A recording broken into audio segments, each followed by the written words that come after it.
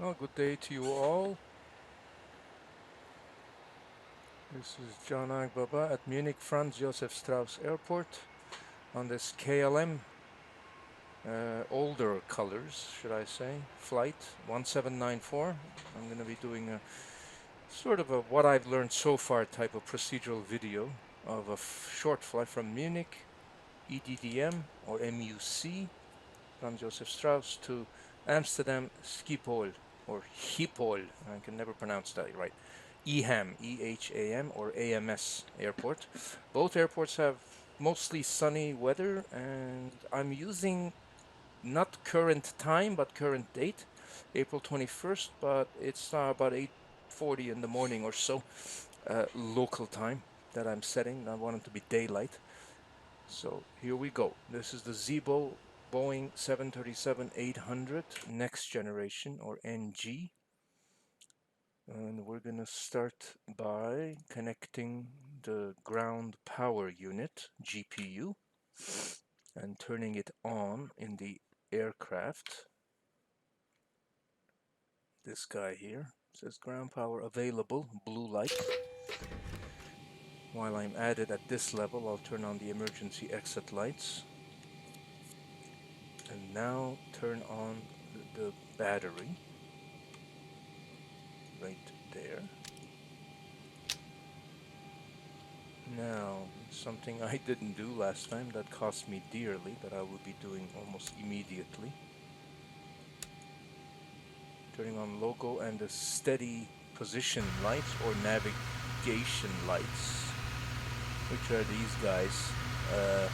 See this tiny little red thing, port side or the left, and this tiny little green thing on the starboard, which is the right side of the airplane. There is that little ground power unit, although I don't know if they just use one for the aircraft or more than one, but the bigger ones probably use more. So now, the next step, window heat.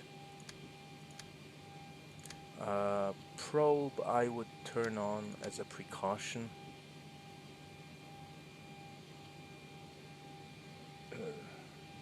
Cabin utilities. Now, important things, Inertial Reference System, IRS. This shows the position of the aircraft with respect to the globe, basically.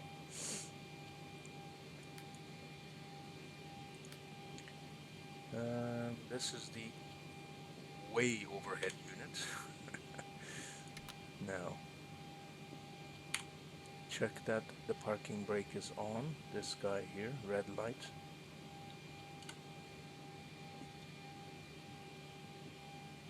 Panel lights. This is the radio console that is on. Floodlight might be needed, though I doubt it.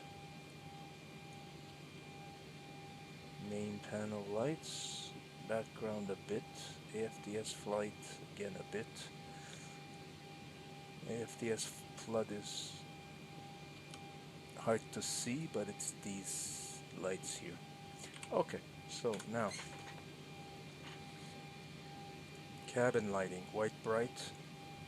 Doors are for now not open. When you see open, that means they're closed. We have to first fuel, because for safety reasons, no person should be close to the aircraft, cargo, service, or anything else, or anyone else, while it's fueling. So now, we open our flight plan and look at our fuel weights and so on. Go to charts.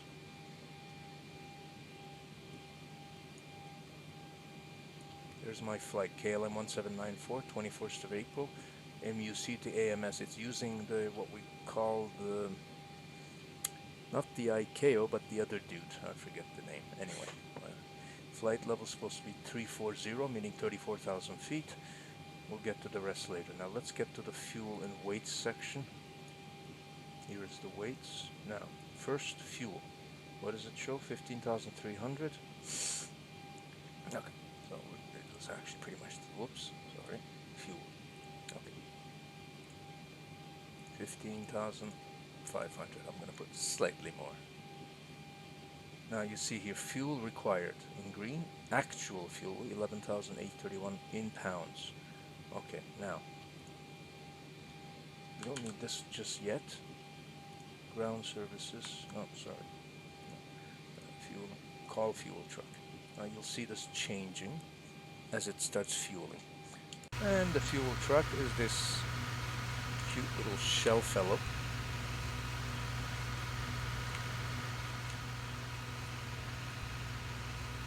Well, Josef Strauss Munich International is an airport I've been to in real life only once, returning to Montreal back in 2017 when I visited Germany. Going, I went through Frankfurt, Main, EDDF or FRA. So that's fueling. It shouldn't take too long because most of it was full. Now,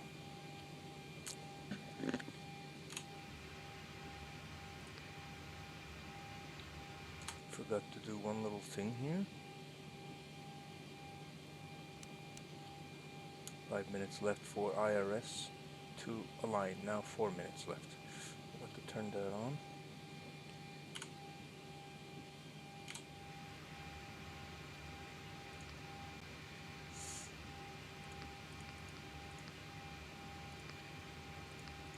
Entering the airport name and gate number into the flight management computer, FMC.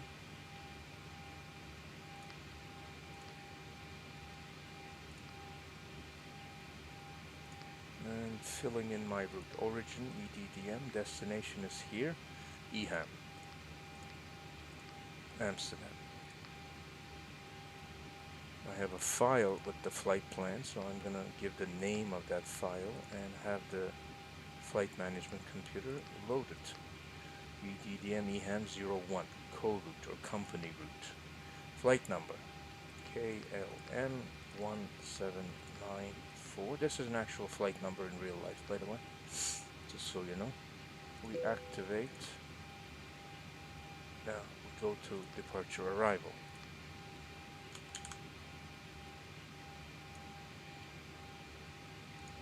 Which would be seen over here. EDDM, runway 08 right, give me 6E. 08 right, give me 6E, transition none, goes straight to give me, really. Okay. Go back again, EHAM arrival, Norku 2B, Norku transition, EHAM runway 06. Norku 2B.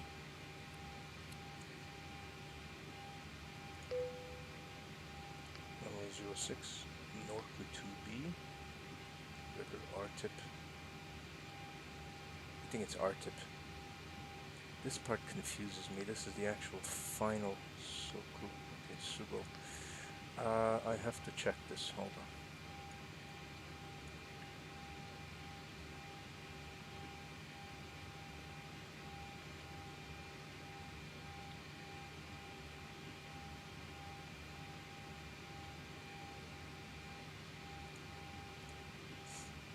Go to airports. Let's load our airports also. And the charts for the airports. EDDM, start with Munich, München, Franz Josef Strauss. These are different categories. We'll start with the taxiing chart of Munich, or the airport ground plan, if you wish. There are just two parallel runways, 08 left, 08 right, 26 right, 26 left. The red is where my aircraft is positioned right now, Terminal 2. We'll load the rest of the charts. Then we'll go to EHAM. We just need departure from Munich.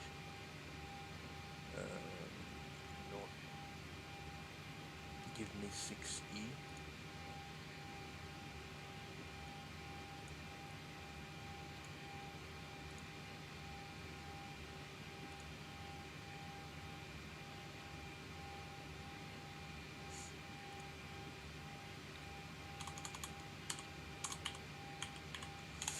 EHAM, Amsterdam, Schiphol.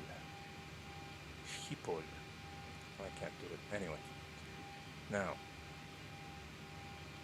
first, the arrival. Norku 2A2B. It's the RTIP.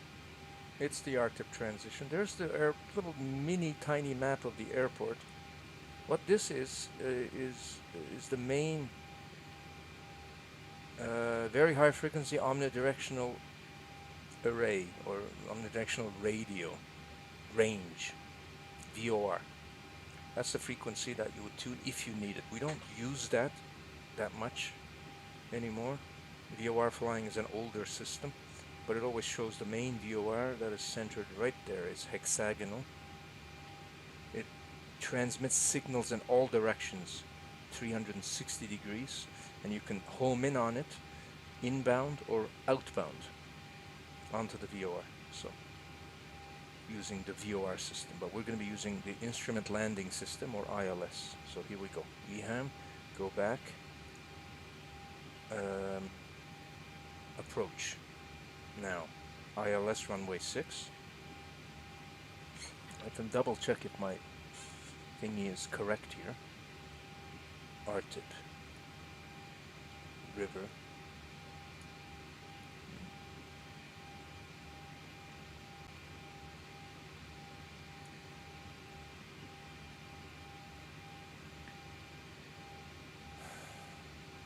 RTIP transition. Yeah, okay, I see what it's doing.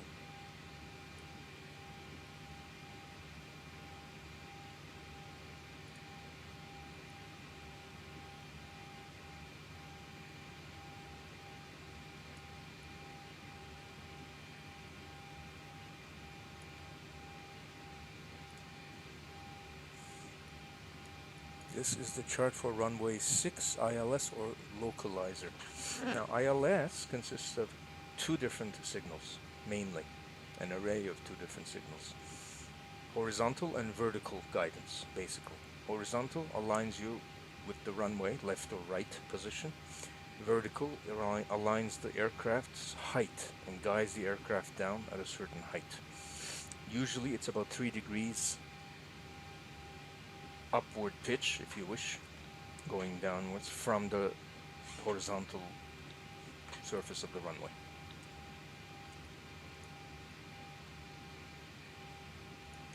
There is the radio frequency we have to tune for the ILS. ILS DME 058 110.55 KAG, K-A-G, for runway 6.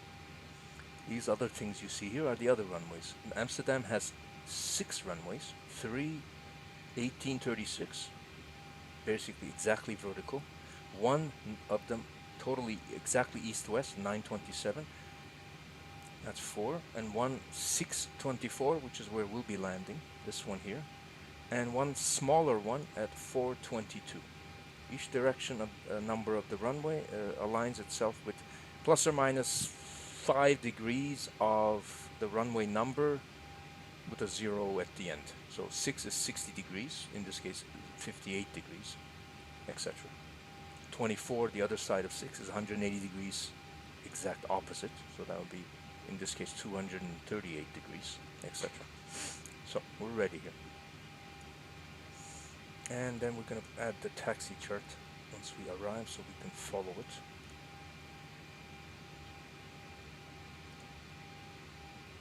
These charts are facsimiles of the real-world charts, very accurate, but they're not to be used for real-world flying ever. It says right here, it's by Navigraph, for simulation only, not for navigational use. Okay, just so you don't get any ideas there. Very important. Okay, so we're set here. EDDM, that's Munich. Okay. So we're going to be taxiing to runway 8 right, which is over here. Bottom left from our position. Now, let's check the legs. Each point in the flight plan is called a leg. As long as you don't see vector, you're good. Because vector means you are guided or vectored by air traffic control or ATC. Now, first of all, let's check the plan also on the map. This is the navigation display. On the right side, this is north, and this on the left side with the blue sky and brown ground is the primary flight display, PFD, and the navigation display is called ND. Okay, so now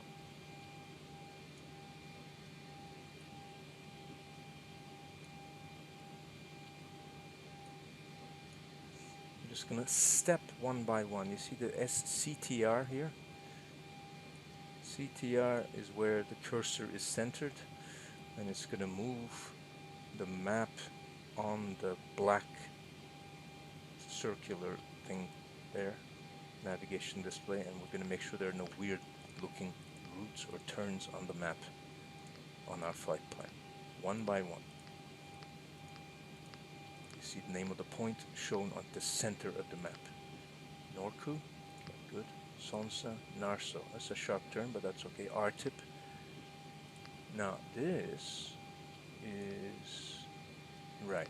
Yeah, it's doing that circular thing over Amsterdam. Amsterdam has that approach. It's odd.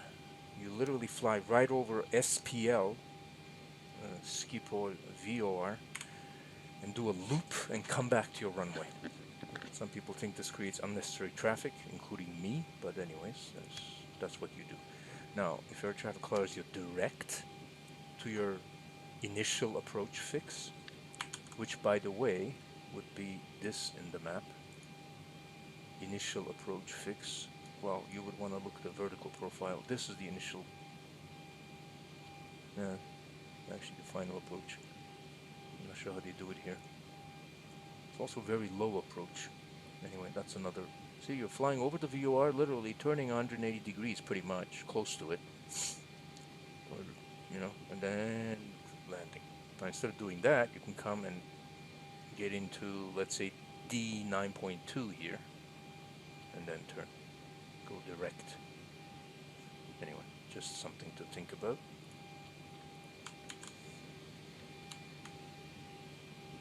As you can see, the fuel is done. Fuel track would have moved away automatically. And really beautiful day in Munich and Amsterdam, actually, which is good. This is why I picked this instead of picking Montreal, Toronto, or something. Too much rain here right now. Okay, now we're going to go and configure our weights. First of all, ground services. We open our doors to service and also to cargo. Just to show you, we don't have the simulation of the actual vehicles here, but cargo doors are these guys, the front and back, the two holes that you're seeing.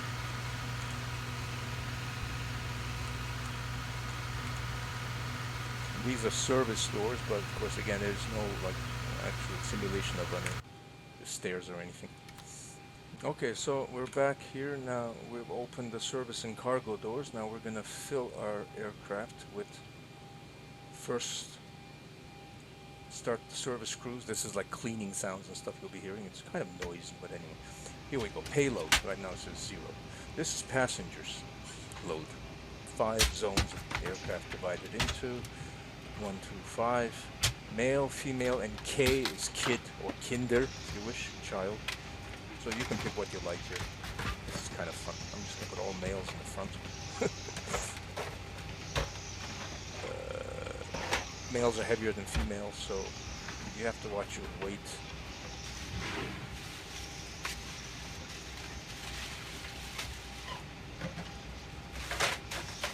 Here we have 30 males, 4 females, and 2 kinder, child. 36 males,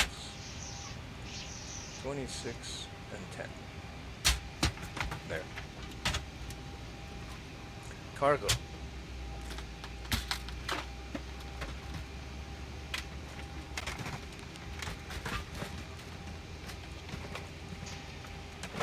Now to check total weights. Whoops. Hold on. And compare to the flight plan.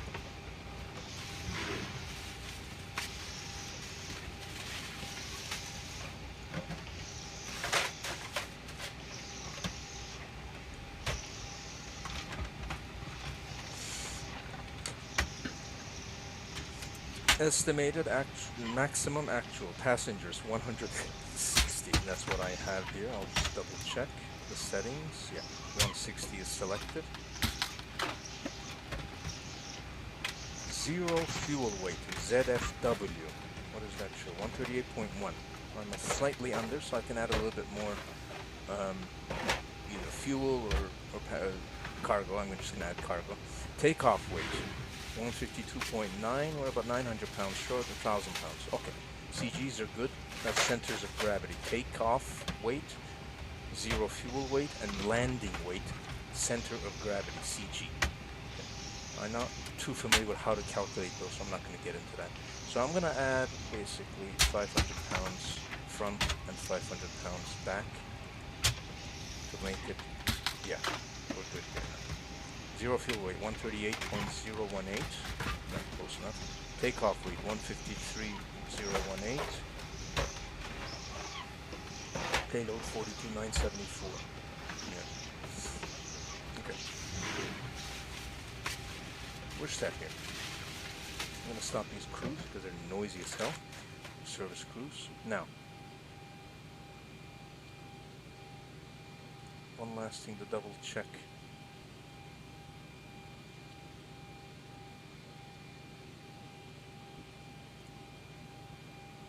Are some of the visual settings and so on.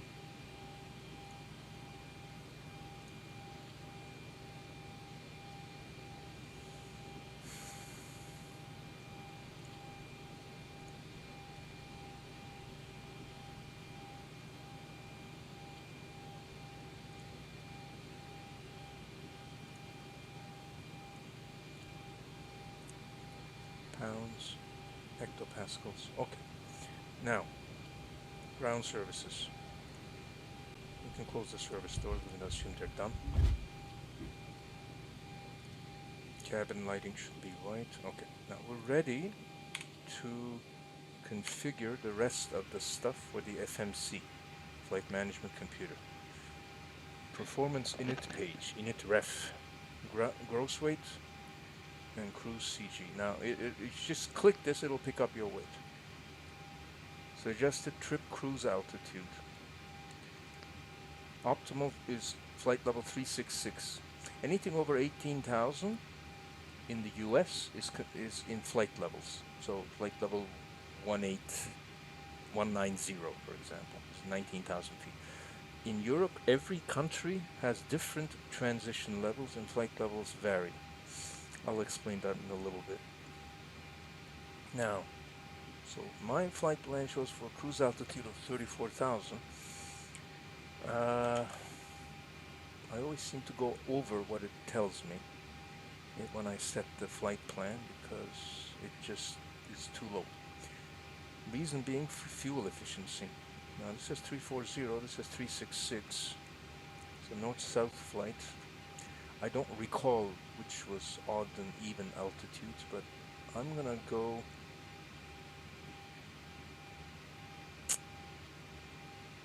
I don't know, 36,000 probably.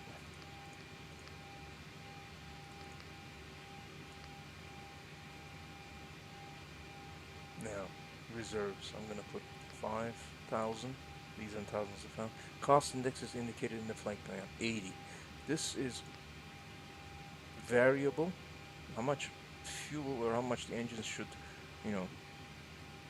go to maximum or certain percentage of settings. How much fuel is spent, basically the settings for fuel savings. How much thrust or power should be used when taking off and cruising and so on. This varies by airline, varies by route, specific, arrival, destination, departure points. So now, cruise winds, CRZ wind. We're going to go and look at the wind portion of the flight plan, wind information. Top of climb, that's when you climb to the altitude. Winds showing at flight level 360, 037012. So that's what we put, 037012. I think the leading zeros are not necessary, but that's not a big deal. Top of climb, outside or overall air temperature, whatever, minus 55. Now this is Celsius, and this thing seems to take it in Fahrenheit, so I'm going to have to take a number here and try to get this correct in Celsius.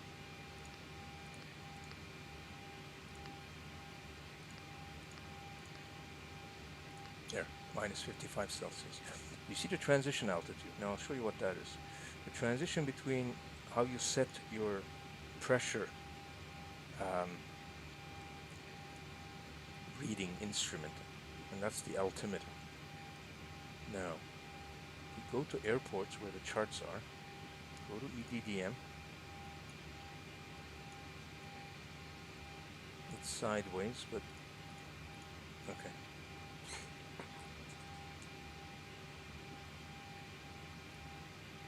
These are all frequencies for radio tuning. Don't worry about that for now. They're different for different sections of the airport because there's a lot of staff that works there. Quite busy. The transition altitude is shown right here on the chart. 5,000 feet. In North America, Canada, USA, I don't know about Mexico, but it's 18,000 feet, and it's always same everywhere. Going into Amsterdam, if you look, it will tell you the transition altitude wherever it is. Sometimes it says by ATC, you see, by transition level given to you by air traffic control, which means it varies, which is really messed up if you ask me, but right. It's weird. It makes no sense. You can't have a standard transition. This is the altitude at which you change your setting for your altimeter. In this case it's showing here, and this is the backup altimeter because that affects what altitude is being read by the plane's sensors. So let's look at the weather. Current altimeter at Munich is showing right here 1014 hectopascals, or 29.95 inches. We're using hectopascals, HPA. So we set that to 1014. Sorry, go up here. 1014, and the same thing here in the backup. In case the primary fails. Perfect. Okay, now.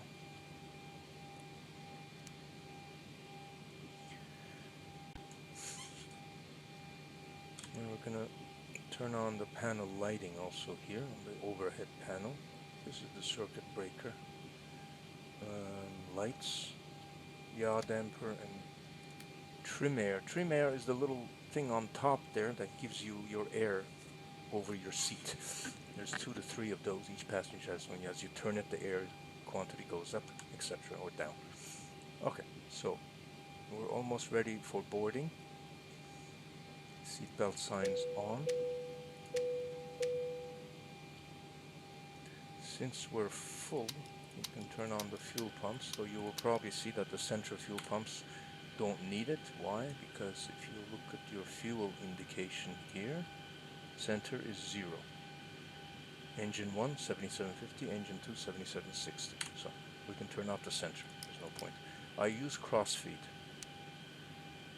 It's just something I do, which means fuel freely flows between the 2 sides of the plane, between the left and right engine, or between all engines if you have multiple engines, more than 2. So that's ready. Now, I'm just doing checks here. We're going to be boarding passengers, so we need some air conditioning, some ventilation. So we're going to turn on the auxiliary power unit. I'm not going to use the outside air pump that you can have, just like the GPU. You have another external vehicle that comes and supplies pressurized air to the aircraft. I'm using the actual APU, which will use up fuel, but I have enough fuel.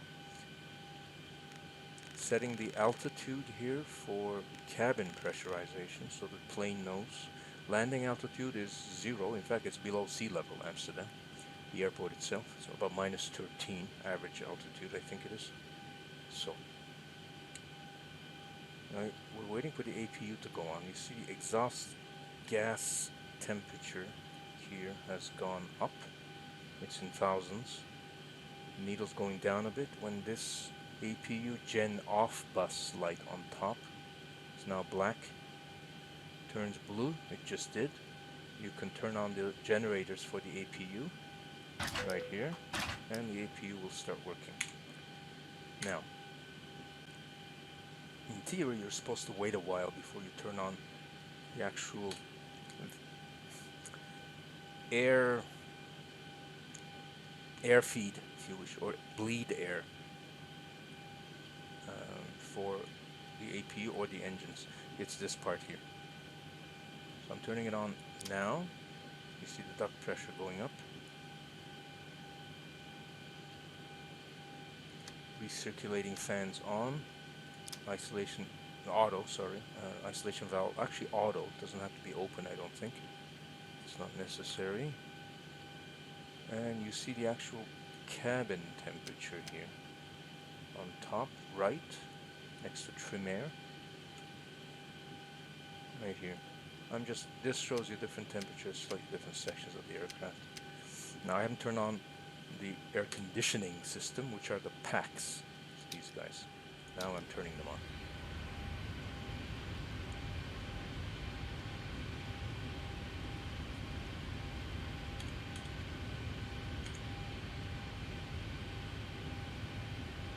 All right.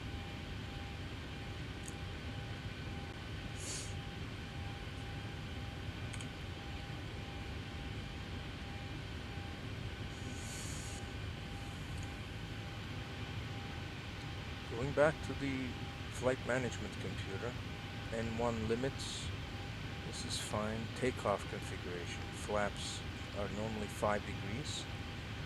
CG for takeoff, you would find it back in here. Okay, we have a bit of a landing weight issue here, not sure why, but okay. The center of gravity is not correct, so I'm going to have to change this.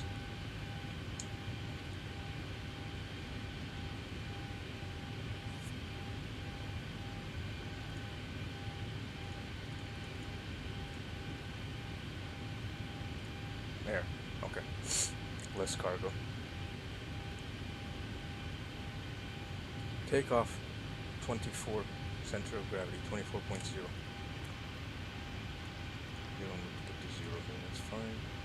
Now this is trim, this is the aileron trim. Ailerons are, you can't really see here. On the wings, they're closed right now.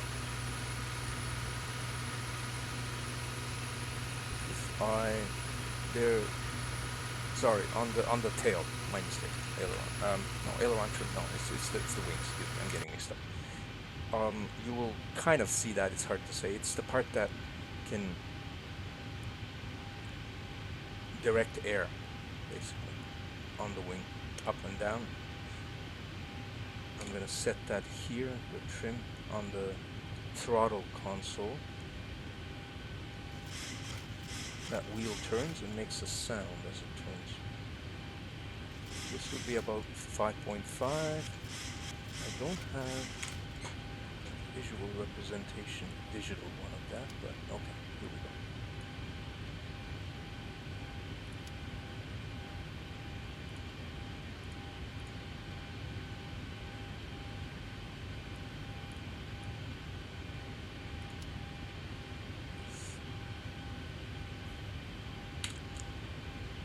Cabin temperature's up to 24. It's comfortable. We can let the passengers in now.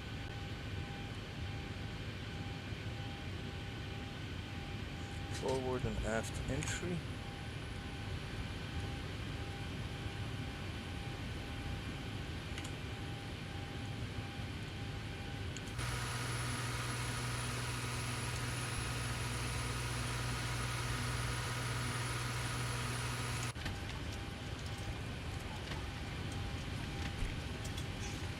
There are the passengers in the cabin.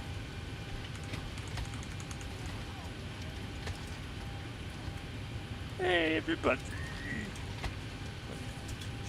So, close the door, unfortunately. Can't leave it open. And we lock it. Down right below. Flight DK door. Okay.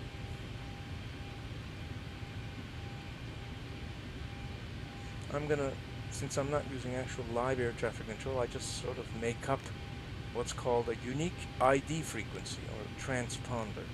The plane will transmit this constantly throughout the flight once it's turned on. Okay? In this case, it's 5213. So.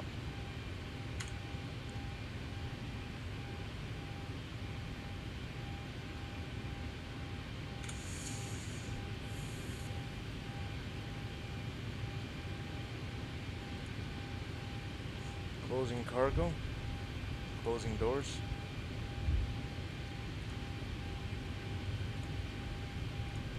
Lights are going down to takeoff and medium.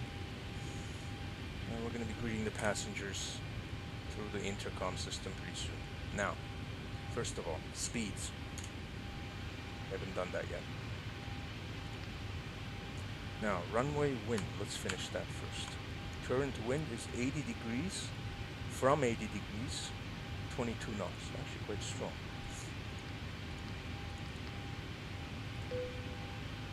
Looks like it wants a leading zero here.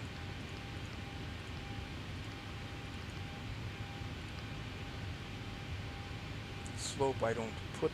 The rest is fine. Climb. I'm going at maximum rate of climb. Target speed 250 knots until about 30,000 feet, and then 0.74 Mach after that. So we can climb at the highest rate possible. Descent is something always tricky.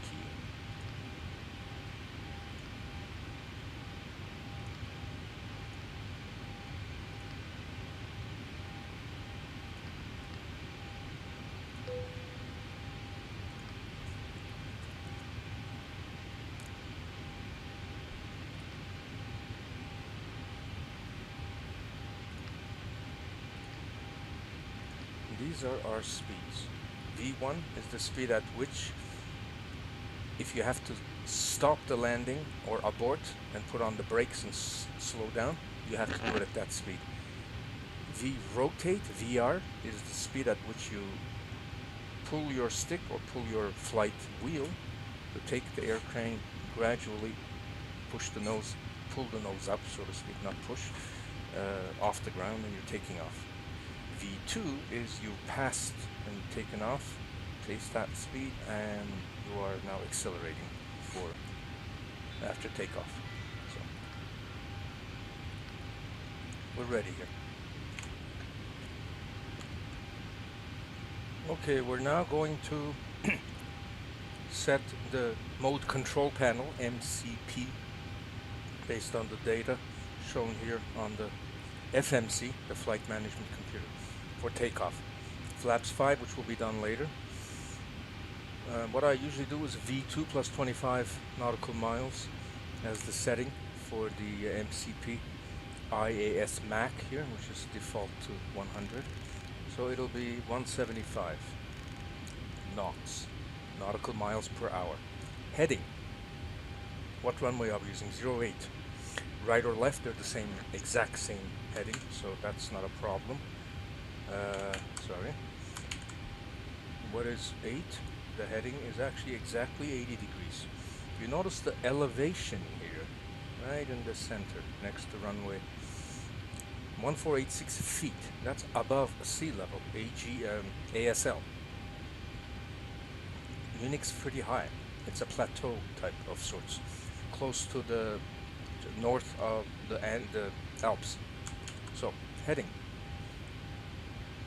This is so that in case you have to use manual autopilot, that you're going in the right heading, you're not suddenly turning. Altitude is going to be 36,000 feet, not 38. Course, I'm not going to use VORs or any of that sort, so we'll leave that blank at 0. Okay, we're pretty much almost ready for pushback here.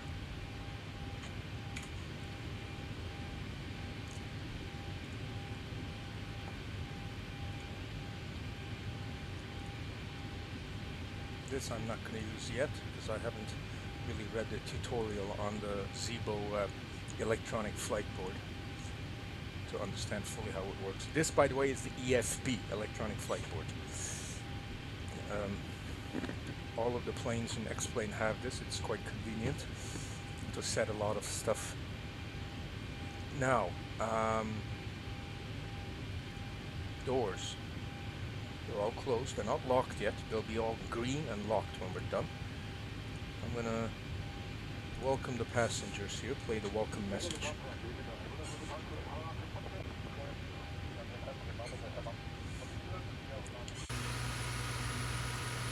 We have another tool here, the Airport Visual System, Airport VS. I'm gonna set Amsterdam as the destination here, so that it's ready when I arrive at Amsterdam. You notice the runways at Amsterdam. The infamous 3618s, 36 left, the biggest, the longest runway, the nicknamed Polderbahn, 36 center and 36 right. And here is 6 and 24 will be landing, it's 6. Now, if the winds change, I will have to change my landing runway, just so you know. Now, we're back to origin here. Okay. 08 right is right here.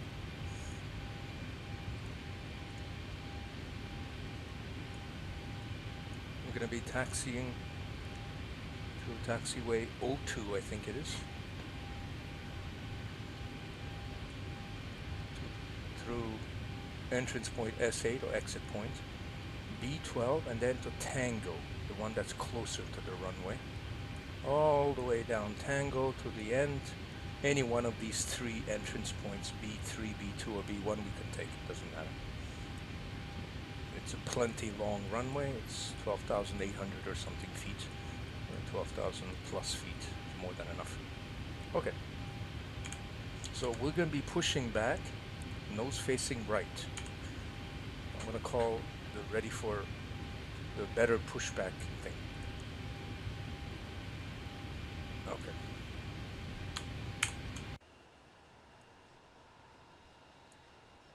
This is an incredible add-on, by the way, Better Pushback, and it is free.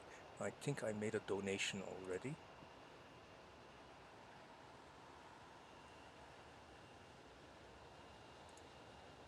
Ground to cockpit. Plan acknowledged. Call me through the menu when you're ready. It's kind of cute because he has a German accent, Germanic kind of accent. And we're pushing back. Ground to cockpit. Toes driving up. Now, anti-collision lights on, wing lights on. Wheel well is apparently not used except for inspecting. Here is our little... By the way, we have to disconnect our GPU here. Yeah. All right, we've got everyone strapped in. Give us a ring if you need anything. Hydraulics on.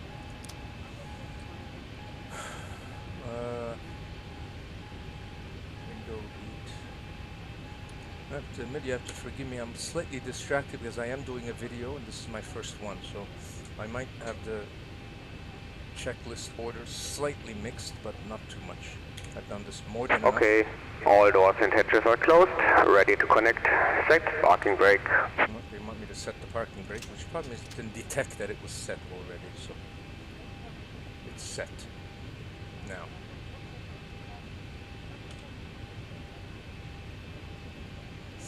These are the flaps. I don't know if you can see the mouse, but anyway, flaps. It says up 1, 2, 5. We're going to be going to 5. This is the auto brake. It puts on the actual brakes on the wheels when you're landing and taking off. RTO is rejected takeoff. It has anti-skid, so it alternates brakes on the different wheels. 1, 2, 3, and max are for landing. Usually set it to 2 or 3. And RTO is done before takeoff. I could set this now. Now connected and bypass pin inserted. Release parking brake. Okay, so releasing parking brake, as they said. Starting pushback, and you may start the engines. Fuel flow, that's fine. Now we're starting engines, watch. very important. The engines need pressurized, high pressure air to start. The packs provide air from the auxiliary power unit, which by the way is this cone in the back. It's now blurry because it's giving off heat. This guy here, that black double hole, single hole, whatever, is the auxiliary power unit. It's the air force from that's going to start the engines. But in order to do that, we have to turn off the packs because it's giving air from the auxiliary power unit into the passenger cabin and our cockpit, where me and the first officer are. So we need that off. So we're starting right engine first. Engine 2, set the GRD, ground. And now we keep an eye on what happens. N2 is the second pressure chamber, the second turbine mix chamber. N2, it's going up. At about 2024, you turn on the valve for the fuel cutoff. Now it's in the idle position. This is the cutoff. Now you see engine 2 on the right here going to 9, 10, 11, right there. You'll hear a click as the switch I just set to GRD for number 2 goes back to auto position. We set that to continuous in case of problems. Now we do the same thing for the first engine. Engine 1, GRD, ground. Engine 1 and 2 is starting. Yep. You hear the children crying and screaming, which is nice, but anyway. We have to tie him to the tree. There's engine 2 starting.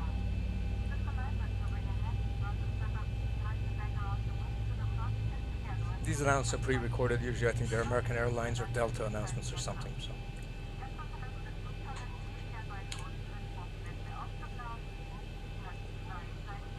Operation complete. Please set parking brake. Disconnecting tow. Stand by. Now ignition now goes back to center. Motor and continues. And we are pretty much ready. Now, generators. Engine 1 generator, engine 2 generator. And the auxiliary power unit can now be turned off. The other thing, APU bleed off, engine bleed on. You acknowledge that you want to disconnect from the tow truck. Turn the packs back on. The air conditioning, basically. Voila.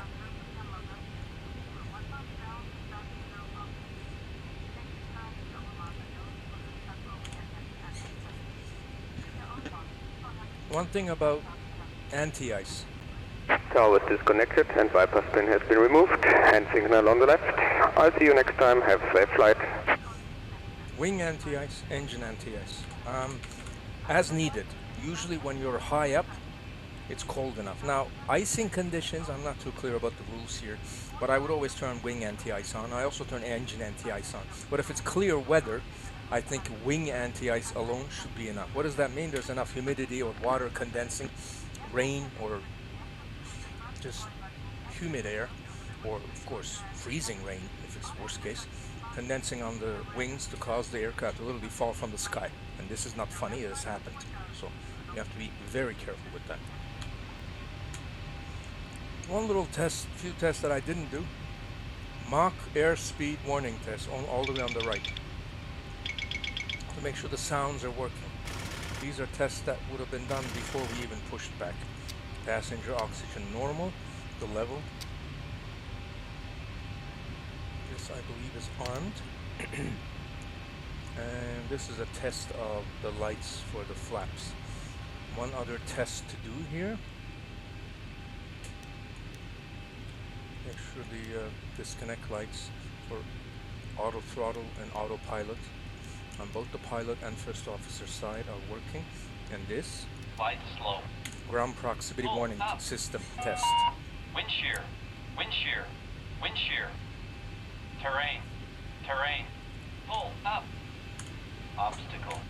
Obstacle. Pull up.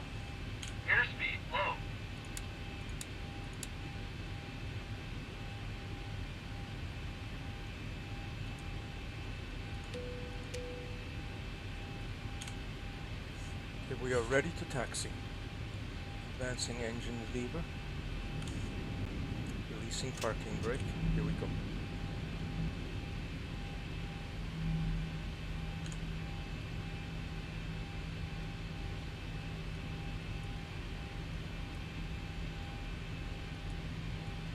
We're going to 8 right here. So.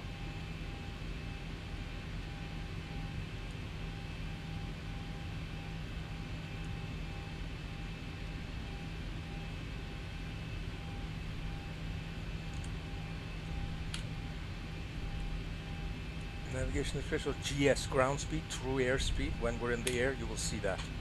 So, accelerate a little faster now, just to pick up a little speed, and then we slow down.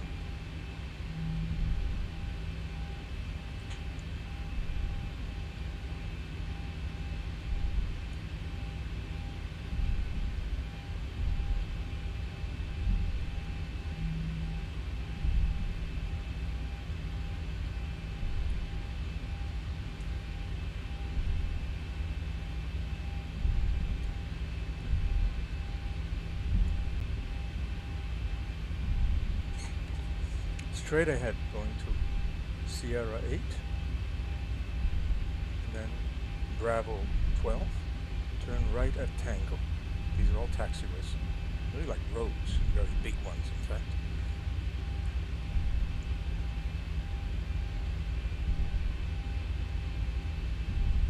You notice I have an armed auto throttle if you're wondering why. This is a safety feature that I do in case something accidentally gets activated. The airplane is going to immediately accelerate to the speed marked here, and the lowest available there is 100 nautical miles an hour. You don't want to be at that speed on the ground, so I activate auto throttle just before getting on the runway.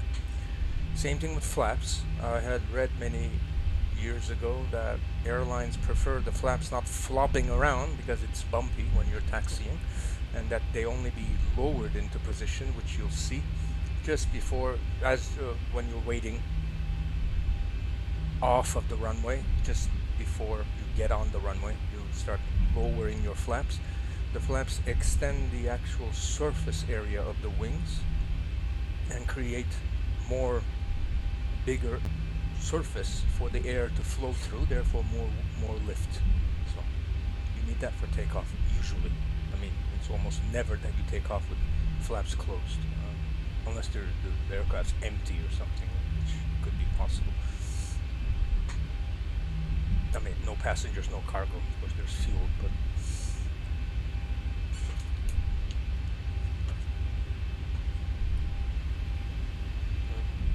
Going through now.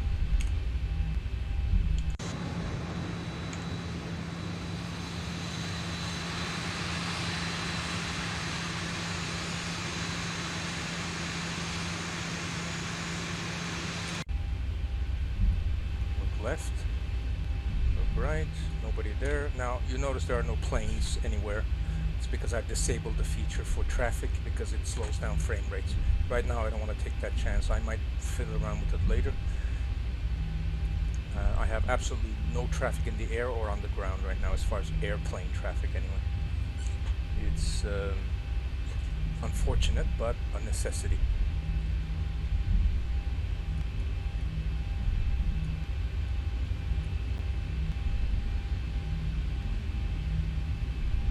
Turning to Tango on right side, turning right, and here's 08 right. Good speed. A little slow considering I'm at 28 and 1 here, 28%, but probably because next plane has slightly exaggerated elevation mapping. Perhaps compared to real life, I'm not 100% certain here. Where's my plane? Ah, there we are. No.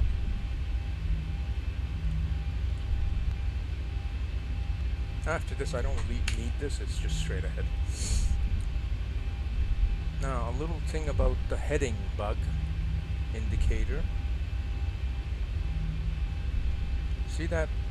Oops. 10 dots and then the lines, and then 30. that is the tilt angle of the plane with respect to its center axis, which is the body of the plane. It's set to about 25. You can probably go to 30, but 25 for takeoff. And by 30,000 feet, it should be down to 10-degree tilt due to performance limitations of the plane, and also for passenger comfort. You don't want a 30-degree tilt. It's quite a bit when they're trying to eat, for example, or drink something.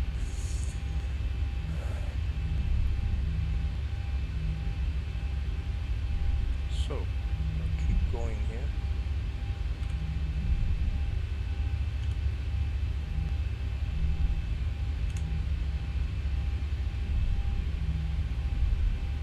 You can look at where you are with respect to the runway.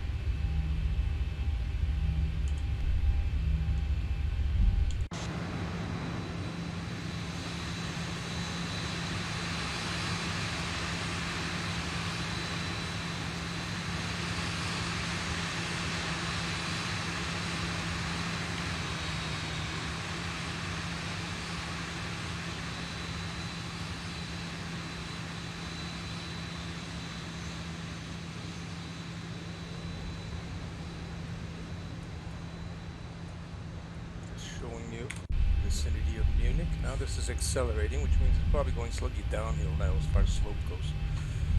You notice the ground speed is up to 20.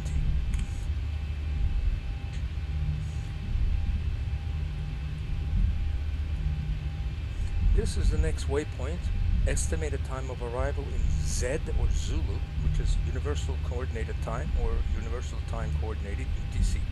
And the distance to the waypoint in nautical miles. Vertical distances are in feet, just linear feet, no nautical feet. Horizontal distances on the ground are just feet or miles, or meters. And in the air, it's nautical miles. So when we say climbing to 36,000, that's 36,000 feet. Or 36,000 actually is how they say it. I'm going to turn up the lights a bit if I can.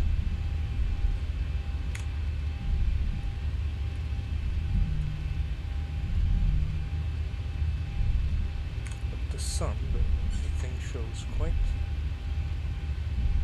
Okay, going fast, you can slow down a bit.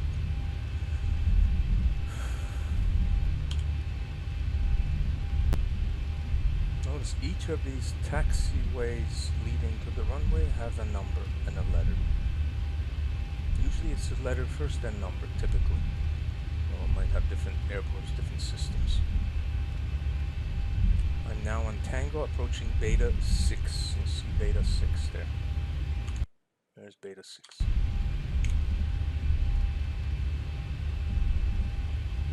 In aviation, we also use what we call the phonetic alphabet, so that there's no mix-up about what letter we're talking about, including some numbers. We don't say 9 normally, as far as I know, unless they changed it recently, because I've heard people say 9, but it's 9er. It's easier. 9 might be confusing apparently. So Alpha, Bravo, Charlie, Delta, Echo, Foxtrot, Golf, Hotel, India. J is Juliet, K Kilo, Lima, Mike, November, Oscar, Papa, P, Q is Quebec, R Romeo, S Sierra, T Tango, U is, I forgot that one. U, yeah, university. Somehow I'm having a blank with U. Anyways.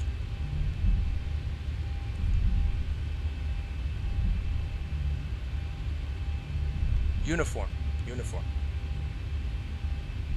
Victor, VW, whiskey, X-ray, X, Yankee, Y, and Zulu for Z, or Z. Z is easier to figure out. Okay, we don't need this guy anymore. We're just approaching the runway. Now, I'm pulling the flaps down. Turning on the transponder from standby to TARA. Whoops, TARA.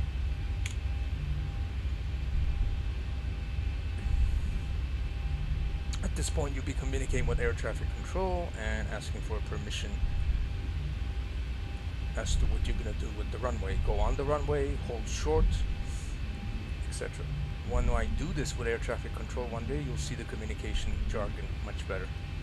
Normally, air traffic control would say something like KLM 1794, taxi and hold short of runway 08 right via taxiway, you know, such and such ABCD Tango, beta 3 or beta 1 in this case.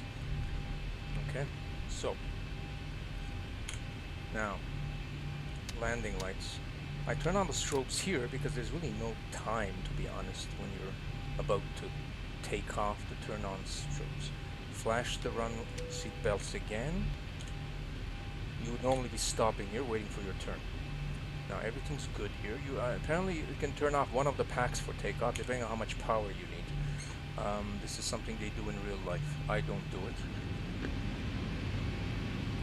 Advancing a little too fast here.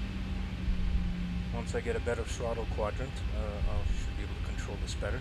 Right now I'm using the CH Flight Sim yoke. I'm waiting for Honeywell, or Honeycomb, excuse me, to come up with their throttle quadrant so I can get their both the yoke and the quadrant because they're separate. So here we go.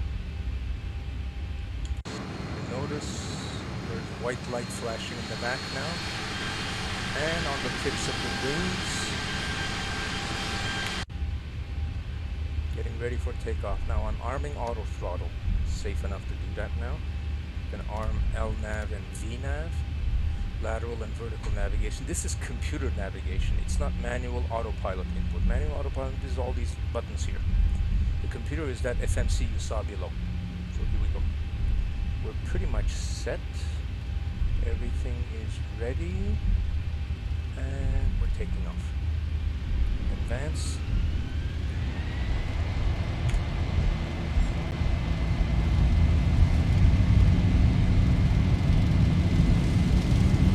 knots.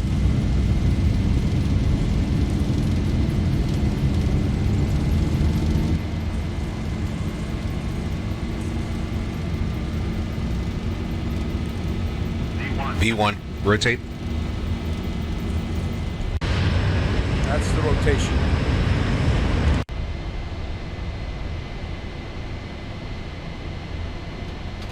Positive climb. 400. 400. Engage auto. It's supposed to engage. I don't know why it doesn't. 1000. This is something I don't understand here. Airspeed low. Airspeed low. Airspeed low. Airspeed low.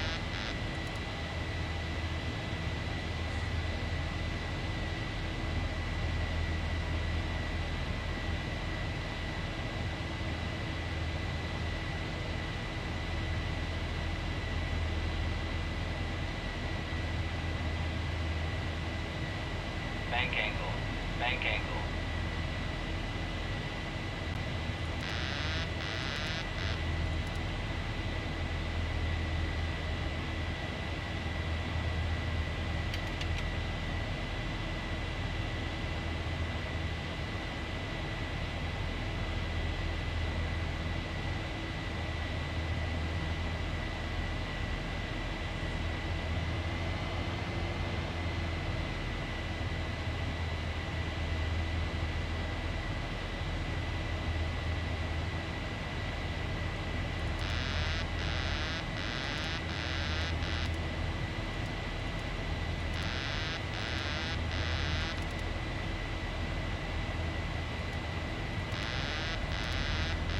This is something I don't understand. Why autopilot doesn't engage.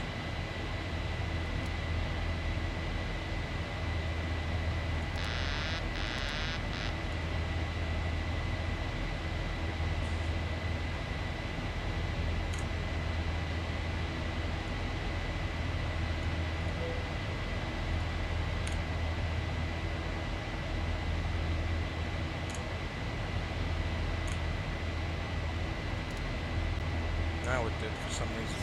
Maybe it needs me to turn manually before.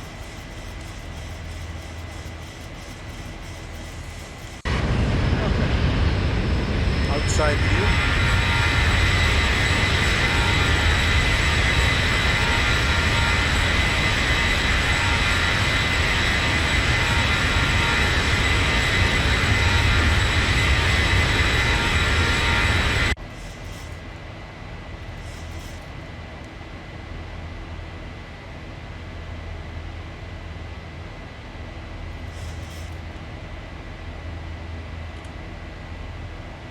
Check auto transponder, make sure it's correct, and it is activated. You see this flashing from time to time.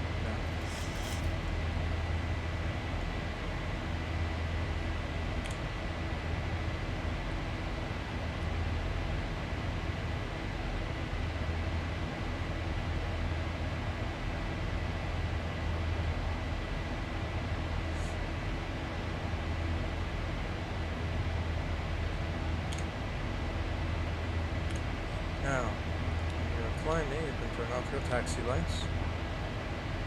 These are fine for now. Now, look at the outside air temperature. It's gone down to 9 Celsius already.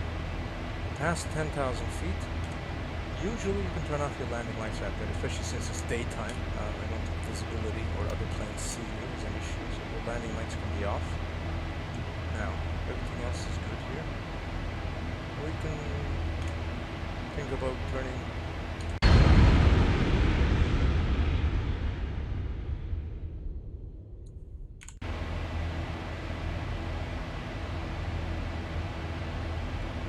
on the wing anti-ice pretty soon once the temperature reaches about 0 outside.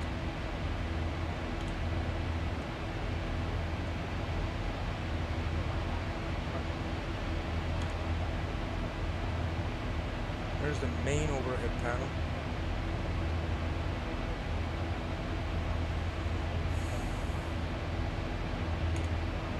Whoops. This is a bit of a glitch, I think. Shouldn't be doing this sudden change like that.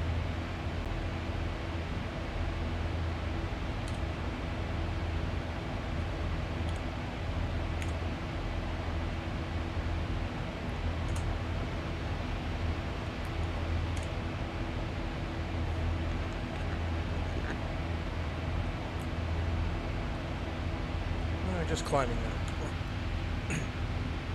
Here's a little view of the takeoff procedure checklist, page 2. Notice here, above 400 feet, roll mode, select or verify. I'm going to have to double check this. Flaps are retracted as scheduled. After flaps and slats retracted, you set VNAV mode and then autopilot. So it's a bit different.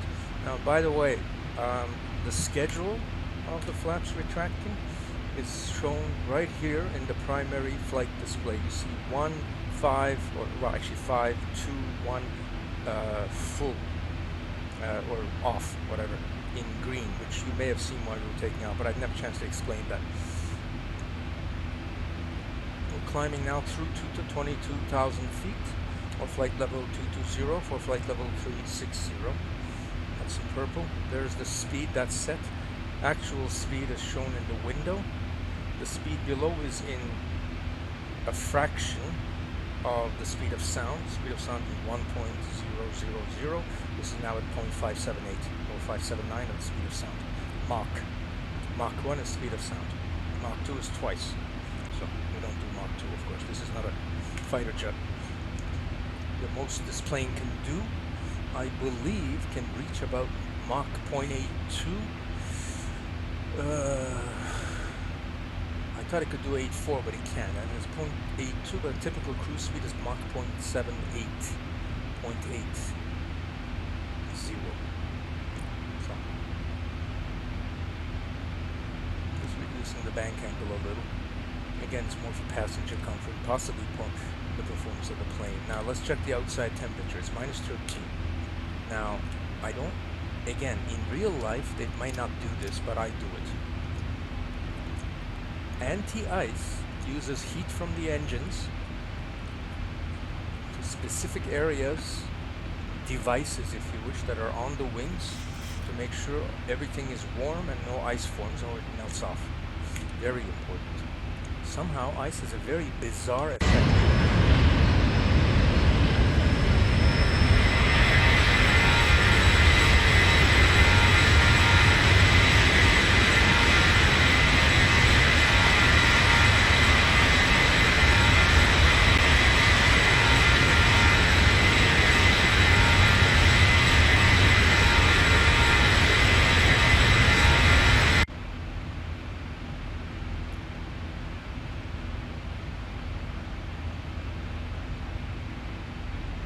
Now, as we advance in our flight, you can see here in the map display, navigation display, next waypoint is Talal. Here is Talal right here in purple.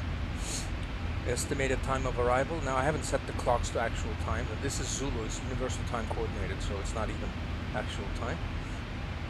There is the clock, shows 800 Zulu, and it's arriving estimated at 801 Zulu.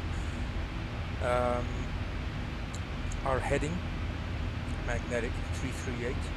Ground speed, the speed at which the actual Earth is moving past us, and the actual speed which the air is moving past the airplane, TAS, true airspeed. That's the wind, the arrow, coming from 064, variable slightly, 65, at 16 knots. And that's it. Change the scale of the map so it shows further. This is 5, 10, 20, 40, etc. all the way up to 640 nautical miles. So the one thing I didn't set is radio and barometer minimums.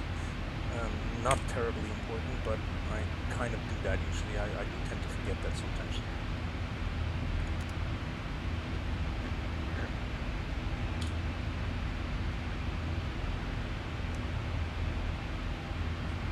Look at the FMC, the flight management computer. You see AirMel is the next waypoint. Here's our heading, 338. You see each waypoint and what heading we have to take. In bed, 338. Let's say Ibaga is at 322. And it's 17 nautical miles between that leg or that portion of the flight from Amosa to Ibaga. 17 nautical miles from the point you reach Amosa. Ibaga is 17 miles. AirMel is now going down. It's about 2 nautical miles away. Speed that we want, 0.74 Mach, at flight level 279 is where we're supposed to be, meaning 27,900 when we cross AirMel. Okay, that's what that means.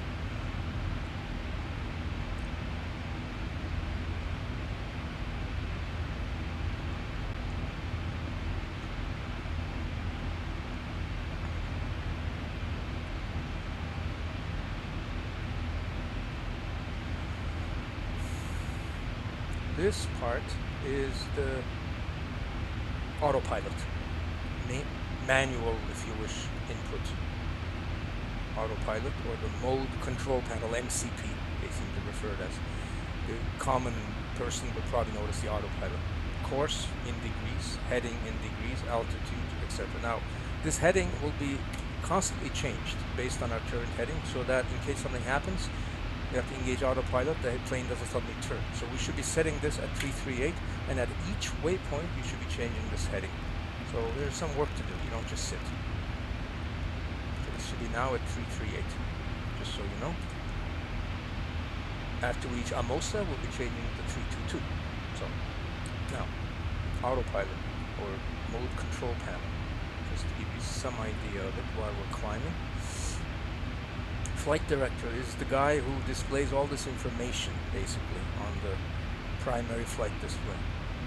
Speed, you can control it manually if it's lit. N1 is the engine rotation percent, or power percent, excuse me. Vertical navigation, up and down, and path, kind of control speed. Lateral or horizontal course navigation. The OR localizer we don't use much. It's for another different approach. Is when you're finally approaching the runway, it sets the airplane into automatic mode. You'll see that later. Heading select, this is when you want to manually change the heading. It will be lit in green. Level change is used when you're changing basically altitudes. Altitude hold, wherever you are, you select this, it should hold the altitude. basically, if I understand correctly. And this is V/S, vertical speed. Descent or climb rate in feet per minute. Altitude and speed intervention, you can change it manually, but you're still engaged with your computer navigation, which is VNav and LNav, without having to go to manual speed and manual heading select. Anyway, that's just rather quick, but gives you maybe a quick overview. Now, we've just crossed 30,000 feet. We should be setting this guy to 10 degrees maximum tilt or bank angle. So, you can see on the map where we're going also.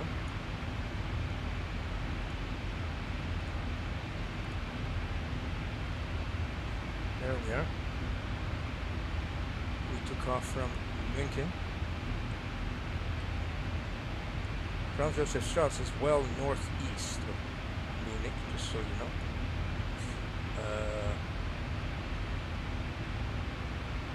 Well, this is a kind of a street map, so it doesn't show it all that well. The red guy is our aircraft. We're just crossing west of Nuremberg, just past it. And there is a bigger view and our destination, Amsterdam, showing right there.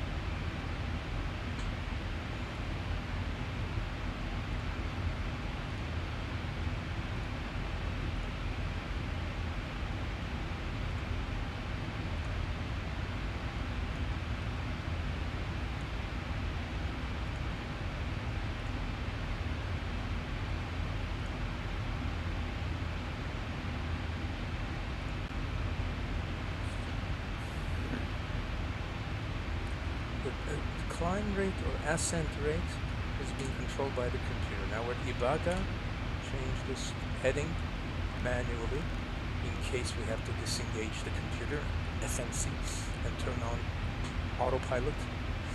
If something happens, we're going in the correct heading. We don't suddenly switch. Now this altitude could change. As you climb, you're burning fuel, you're getting lighter. So you can check the flight management computer and see what the optimal crude level is showing. See, it's already at 372. It's 366 before. So that means I can go to 380, no problem. And that's exactly what I'm going to do. Mind you, it's not a long distance, so you may not need to go to 380, but you also would probably check winds normally. Here we go. Cruise altitude 380, and you notice it's updated immediately.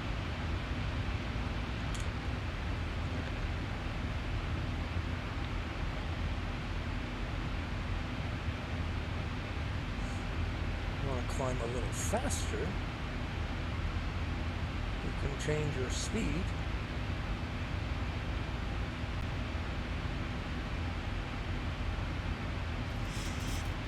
or climb rate. I'm going to use speed in order to reach this speed, which is slower now, 237 miles per hour. It tilts the plane up, increases the climb rate. Okay, 2350, 2200 feet per minute, and it's climbing faster momentarily. Anyway, until it reaches 237, then it levels down again. But I've just gained a bit by going at 34,200 feet already. So that's pretty good.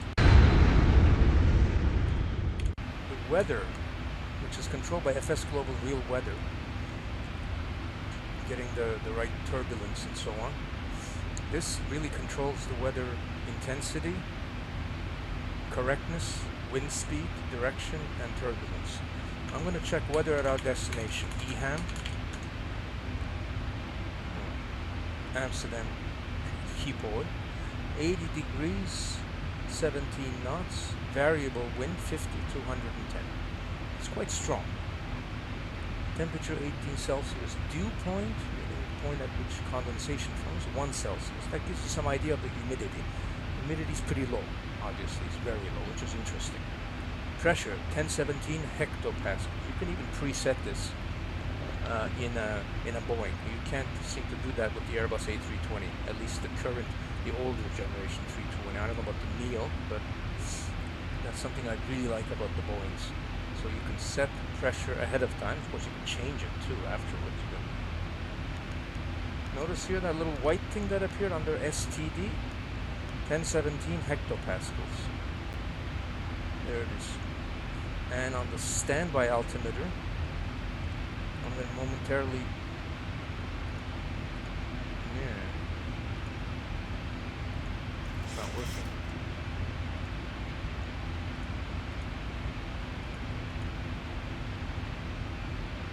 No, interesting. I think it must be synchronized with the other one. Okay, that's fine. Don't worry about it. Now.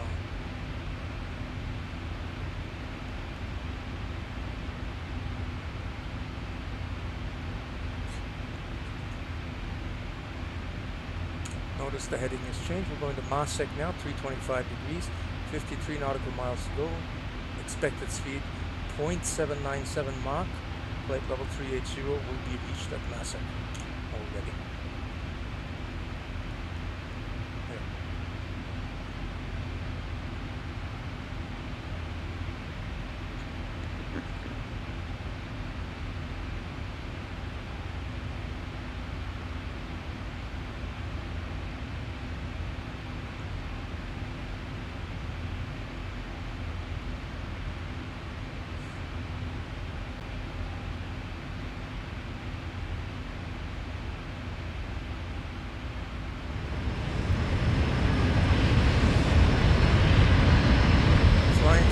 Cloud now.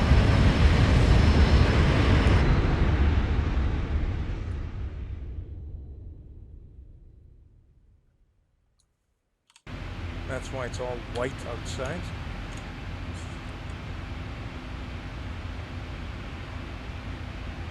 Thousand to go. This airplane doesn't quite seem to have a weather radar that I can sort of see, or it works, but maybe not the way I think it does, so I don't bother with it. Now, look at the navigation display, the map with the concentric circle. TC, top of climb. See that point?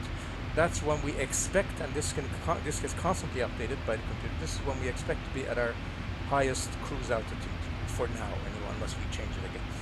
So 38,000 feet is coming up. You can see that also right here to top of top of descent. Top of climb, 3 nautical miles. We're almost there.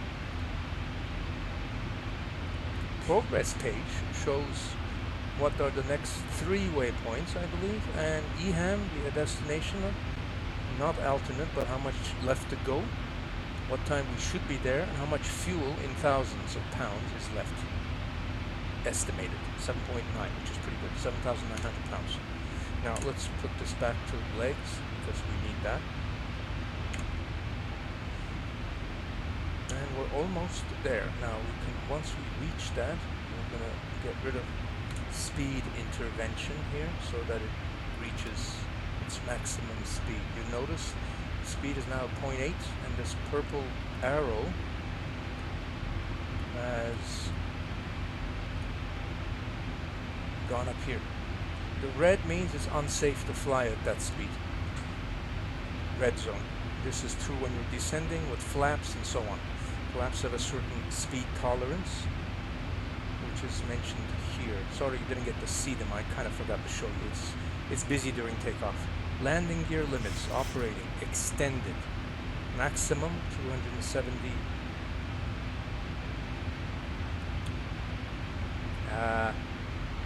Knots. Retracted 235 knots. Flaps limit. Indicated airspeed. This is sort of theoretical airspeed, so to speak. Flaps 1, 2, 5 at 250 knots. Flaps 10 at 210, etc. All the way down to flaps 40. These are degrees, by the way. 1, 2, 5, 15, 25, 30, 40. Okay. So, now, we've reached cruise altitude, so let's tell the passengers that we have leveled off. And cabin lighting, go to cruise lighting. If that makes any difference, I don't know. For me, it doesn't. Okay, now. The engine ignition could be placed on automatic. I think you put it on continuous when there's turbulence, if I recall. Bad turbulence, anyway. And then also when you begin your descent, you set it to continuous or perhaps below 10,000 feet or final approach or something. But yeah.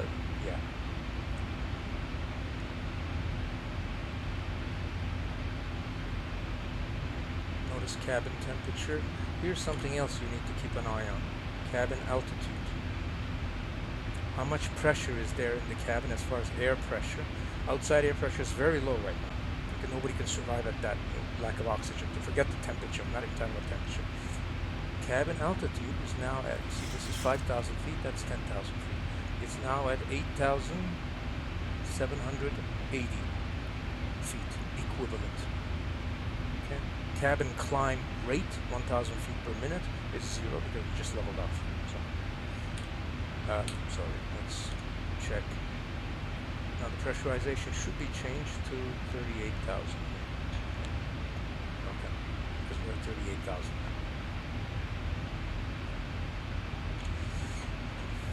You notice it's a very nice blue sky right now.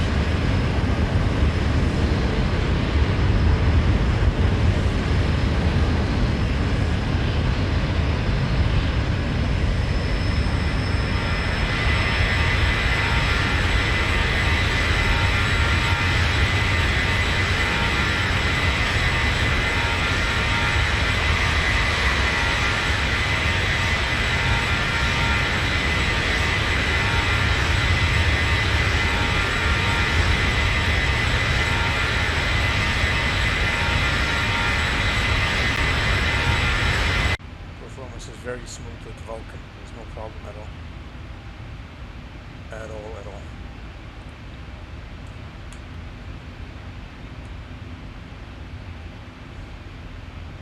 Here is our little red plane. Berlin to the east, to the right, London to the left, Amsterdam to the northwest as we fly over approaching Dortmund right now in Germany. So passing, it's like just north of Dortmund, north and east.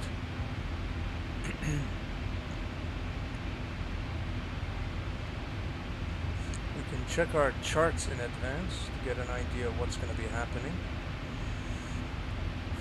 Here's our approach into Amsterdam Schiphol, EHAM. The approach we're using is Norku 2B. Shows instructions, 250 knots below 10,000 feet, flight level 100.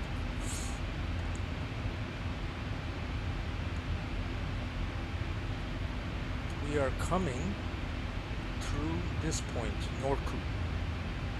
That's the entrance point. Norku 2B is indicated here. 2A and 2B follow this path. Norku 2B then goes up this way to Narsau and down into Artip. After that, we're switching to the other chart. There's the airport. To this chart from Artip. Artip being right here. I think it's kind of off the chart here. We're going this way into Schiphol. Everybody passes through that when they do that loop. Turn and then you loop over. Somehow there's an overspeed. We're gonna have to look at that.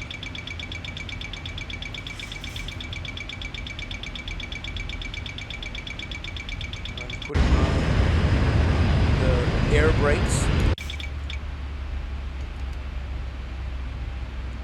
The wind may have shifted or something happened there. Okay.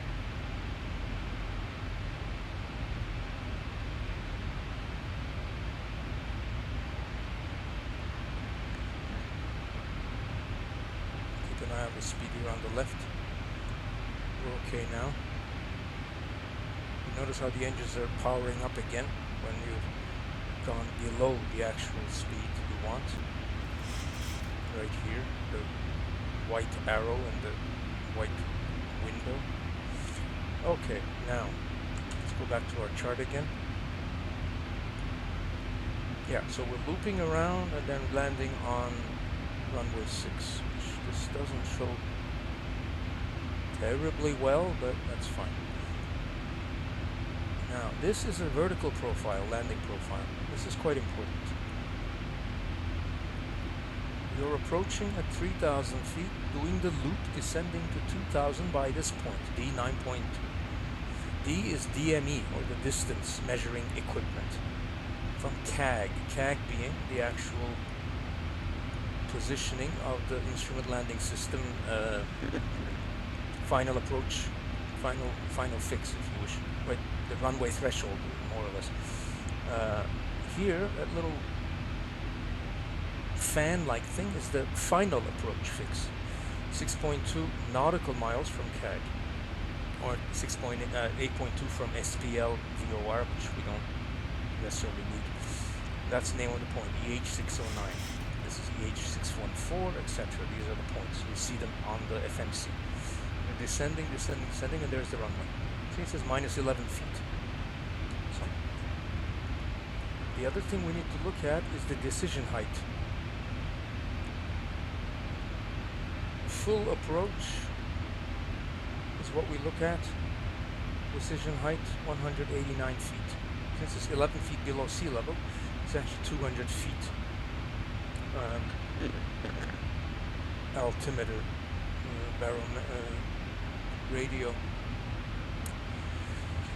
Hold on. 189 above ground, yeah.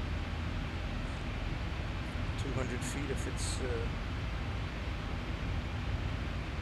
radio altimeter. Right. 189 AGL. Or actually ASL. ASL, yeah. ASL.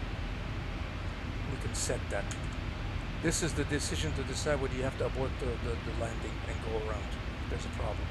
If you can't see the runway, there's a problem. You're too fast, way too fast, or completely off course, or whatever. Or slightly off course that is dangerous. So we're going to set our little 189 right here, barrow. There it is, right next to standard. Using this guy, which we just did.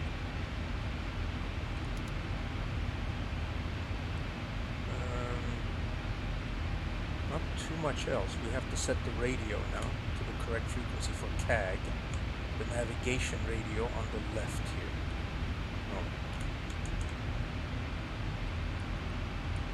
CAG is the ILS system. You have to be tuned in so you get it. 110.55 0 in this case. So if you set both nav radios to the same frequency, you are able to also do an automatic landing. The top part is the communications, actual talking voice communication radio. That we set to the airport traffic information system, I think it's called ATIS.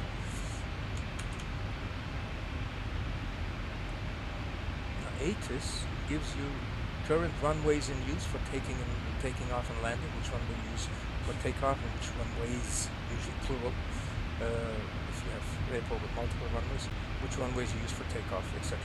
Now, ATIS is indicated in two different frequencies. This I don't think is this is out of range, but D ATIS, I don't know what D is honestly. 108.4 is the ATIS. So that's or 132.980, whichever we can tune.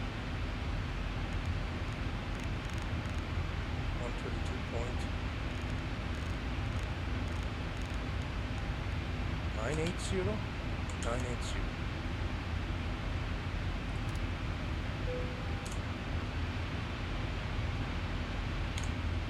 Okay, now it's telling me reset the altitude because we have to descend. Let's go. Why? Well, simple. We're about to begin our automatic descent. You see the top of descent here? T/D? We're almost there. So here we go. Now the heading, okay, still 307. Getting ready here. Descent.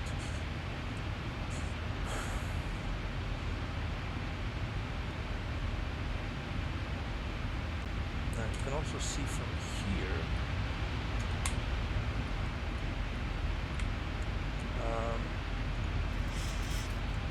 how far from we are from Eham. 162 miles. Okay, there's plenty of room to maneuver here. And you notice with Boeings, unless they change it in the latest generation, it starts descending by itself, but your altitude has to be set. Now the other problem here is always seem to overspeed, so I have to take control of this.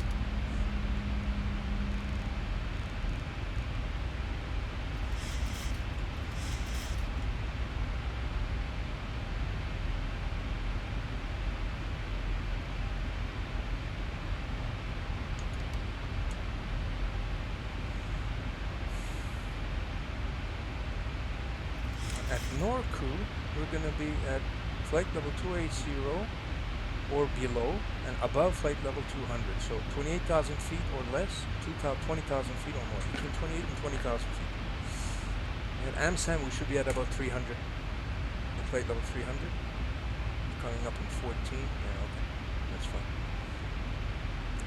Typical descent speed to calculate, rule of thumb is air speed times, ground speed times 5. So 450 times 5. 5 times 5 is 25. 250. 5 times 4 is 2,000. 2,250 feet per minute. I'm going at 2,500. That's good. In theory. It's a ground sort of rule of thumb. Now we can slow this down a bit maybe. But, we don't want to overspeed. Okay, here we go.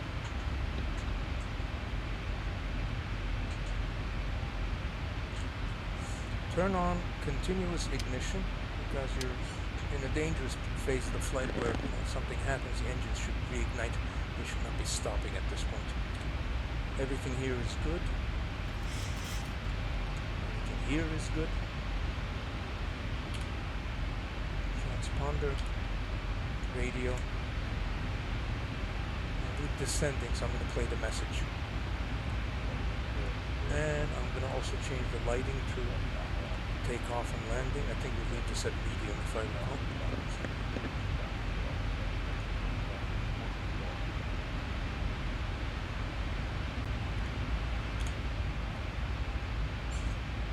Yeah, we're looking good here.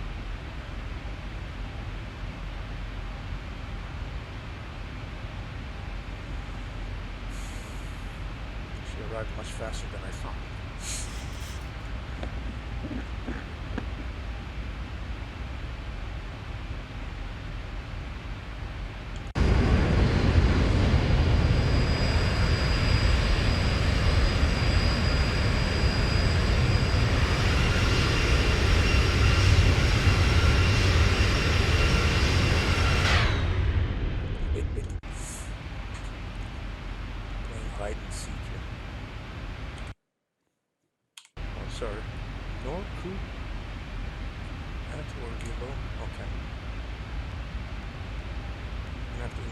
Rate of descent a bit.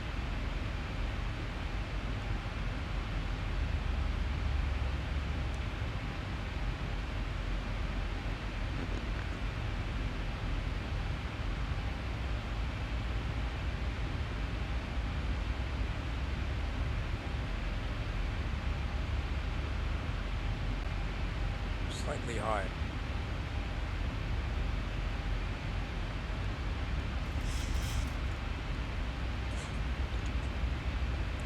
Next waypoint, we should be at flight level. The important part is R-tip, we have to be at 7,000 feet. And then we're keeping 7,000 feet for quite a while, actually. Oddly enough, yeah. Circling around.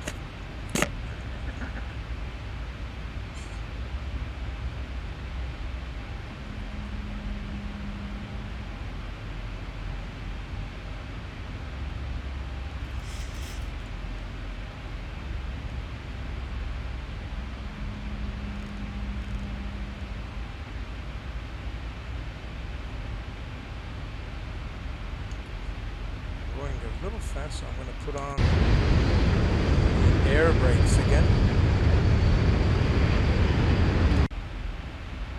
Notice this green light goes on, speed brake armed. It turns orange if the speed brake is causing the plane to slow down too much, and the engines right here, the ends, right now 5960, are increasing. It shouldn't be increasing right now, but anyway. Okay, let's stop the speed brakes. Hopefully this will down. Narso, flight level 199.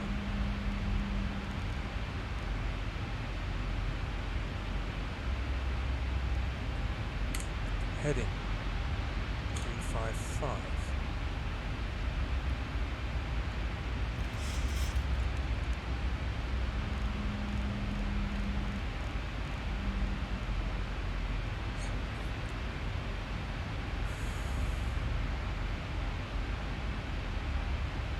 You can put on VNav and let it manage also. There. It's probably going to manage quite nicely from this point on. Vertical navigation affects speed through the path, meaning the vertical path, descent rate, climb rate.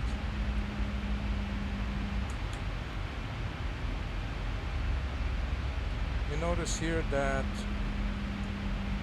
these charts also superimpose the position of the plane. We're approaching Narso, and it shows the red plane moving here on the right towards Narso. We're going to make a pretty sharp turn pretty soon, so I'm going to have to be ready for that.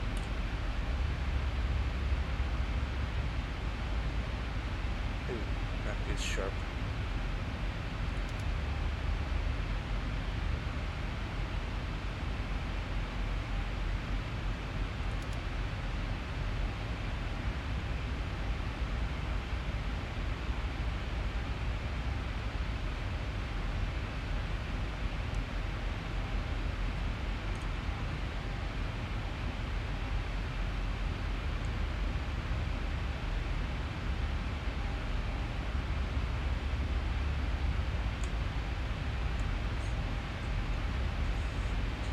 Here is the turn. It's about a 100-degree turn, quite a bit.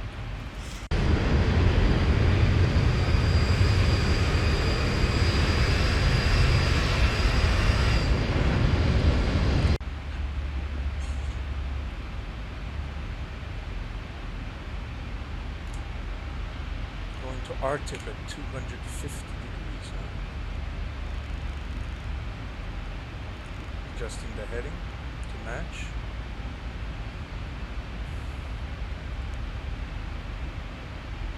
And setting the bank angle maximum limit to 25 degrees again, because we're well below 30,000 feet, even 20,000 feet, but less than that.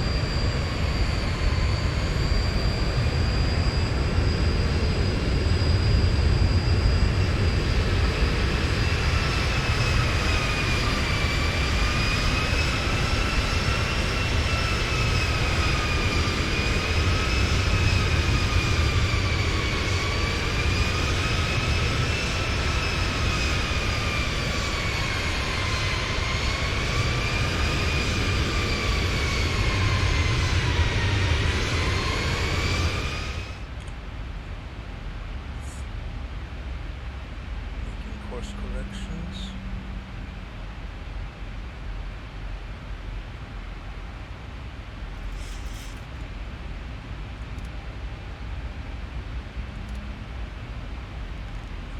Reduce speed to 270 here.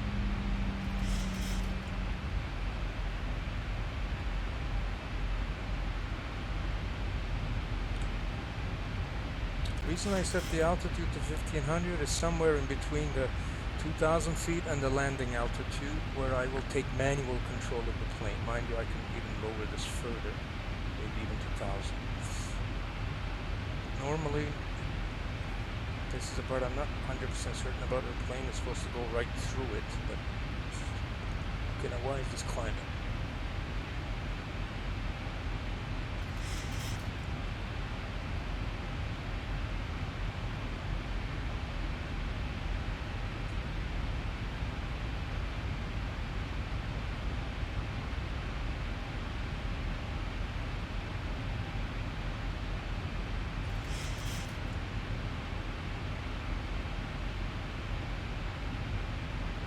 descending now.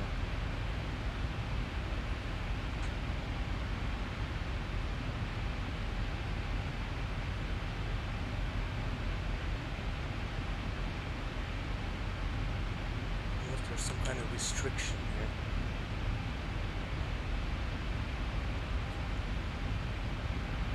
Okay.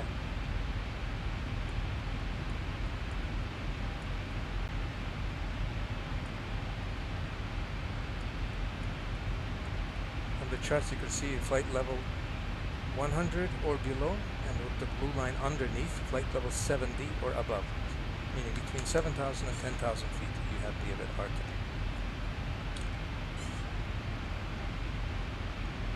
Here it took 7,000 feet, and it's not quite descending yet. Don't get why, but anyway. I think I'm gonna start.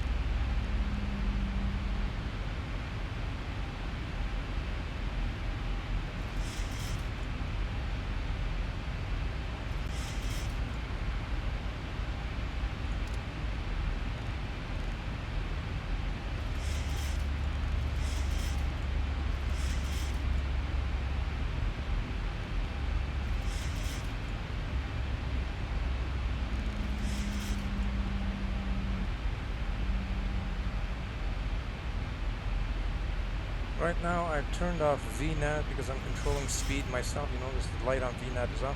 Only the course, lateral course, left, right, etc. is being handled by the computer. The rest is being handled by my manual MCP or autopilot inputs. You notice here vertical speed minus 1800, 1800 feet per minute descent. And that's the same thing you see right down here. And the descent is 13,200 feet now. Speed 263, whoops, and that's that, we're going down. Nice and controlled descent.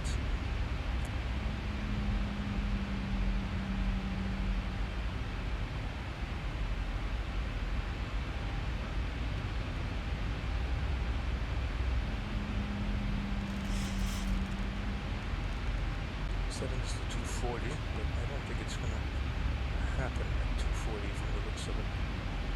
Descending too much, too fast, and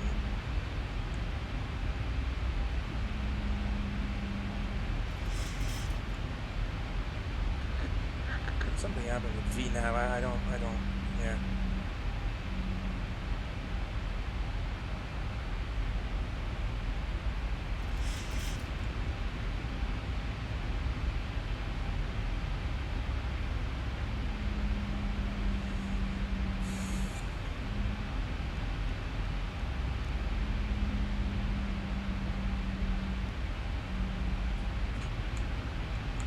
Notice on the map here, we're approaching R-tip. Pretty soon we're going to be switching to this guy here. Now, on the actual map, we're going to be turning around.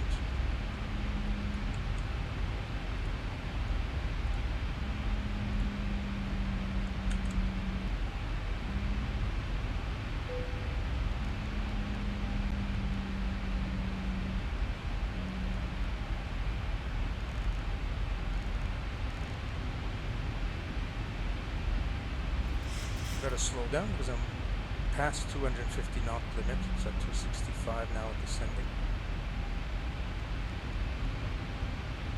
Too fast.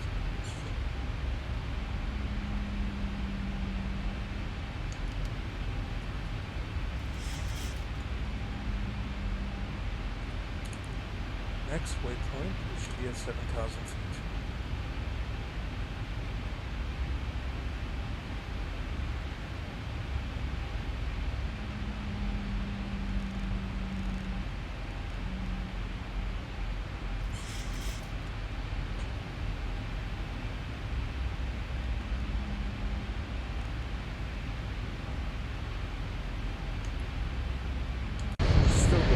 fast. I don't quite know why we have a tailwind wind here coming at, notice, at 101 with 18 knots.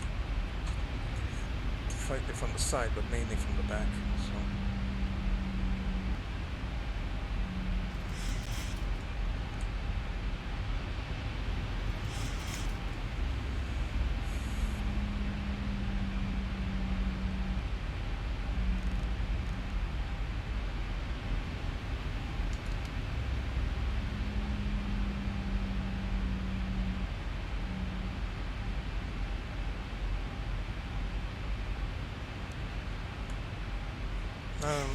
Opening the flaps a bit, attempting to slow down the plane. Turn on landing lights. And that's pretty much it. Make sure people know to fasten their seat belts.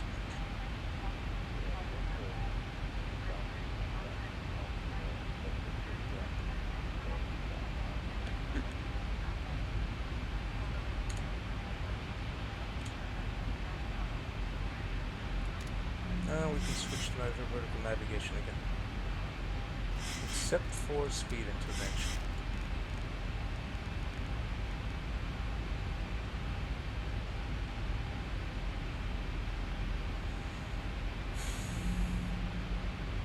This is supposed to have held at 7,000 feet.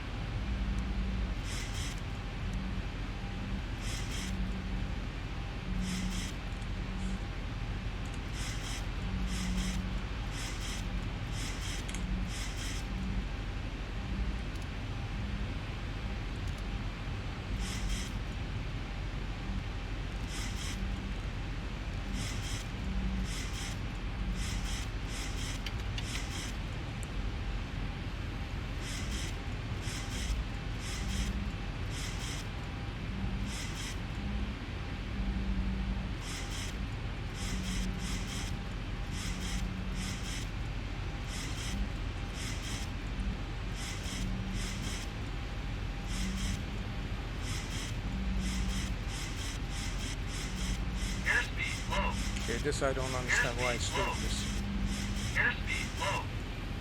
Yeah, I think it's a combination of the throttle. Yeah.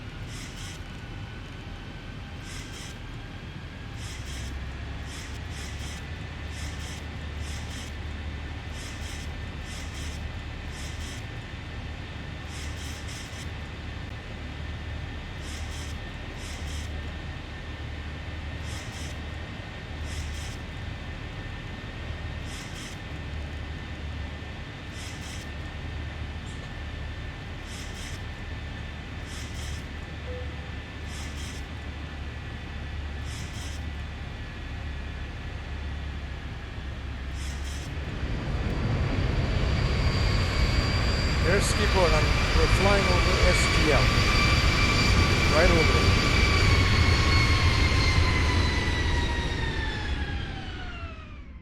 It gives you an idea how big the airport is. It's humongous. One of the biggest airports I've seen anywhere. It's also quite busy, of course. It's not just the size.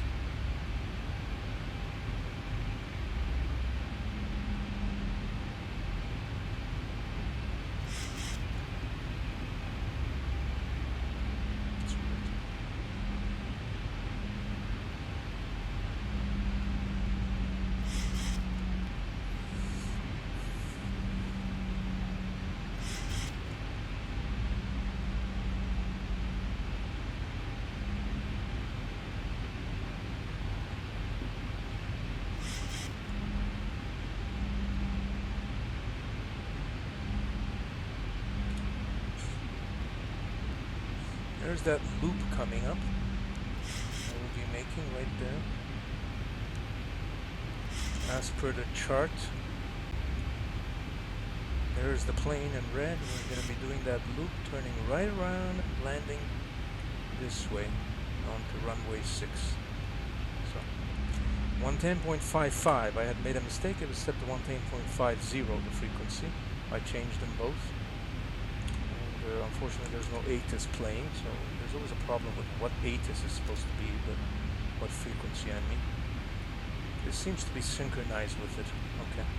This backup is set so that it synchronizes automatically with the main setting. Okay.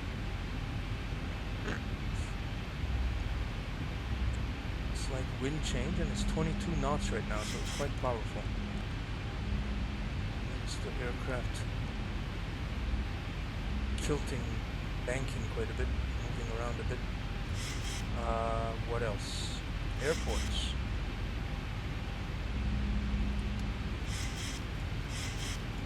Station I don't really need anymore. We're making a turn. We're down to about 4,080 feet right now. Go down to 190.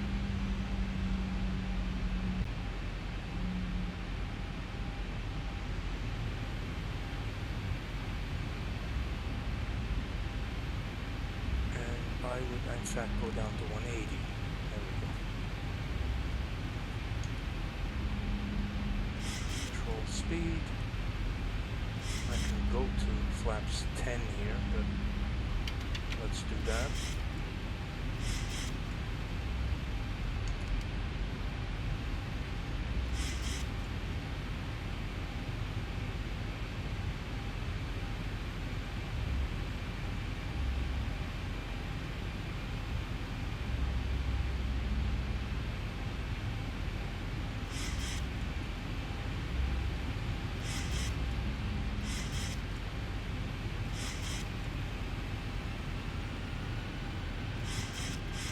Set auto brakes to, I set them to 3 now, I used to set them to 2. We're making the turn to Emblem.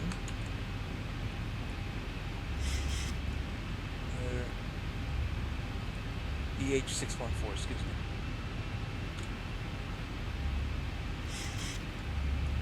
That is right there, the 9.2 EH614.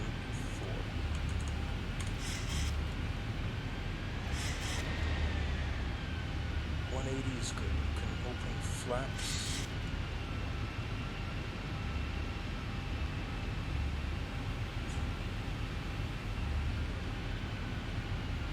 Flaps to 15.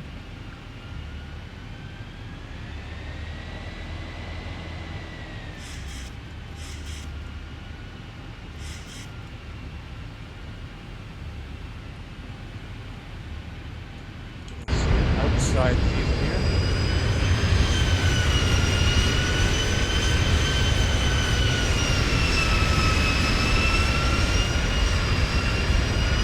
This shaking of the camera is really the simulator trying to simulate winds here. Okay, now reduce to about 170 knots.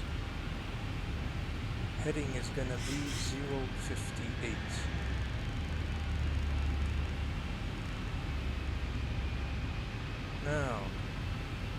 look at this. Two pink diamonds or purple. Glide scope, the altitude above the runway or below, and localizer, the left, right. They're moving in the position. You can set approach mode now. Reduce speed. And in fact, I can see the runway right now.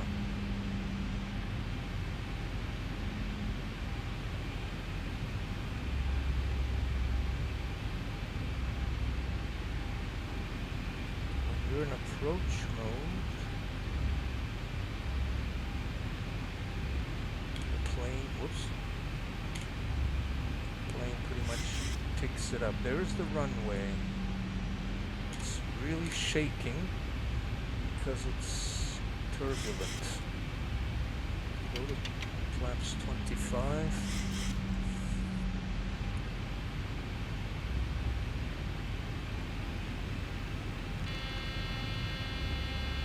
That means gear. A bit too low here. Okay. Notice I increase speed because it's very windy and the autopilot's having a lot of trouble keeping the plane steady. I think I'm going to take over here. I can see the runway. Disengaging auto throttle and autopilot. Manual control.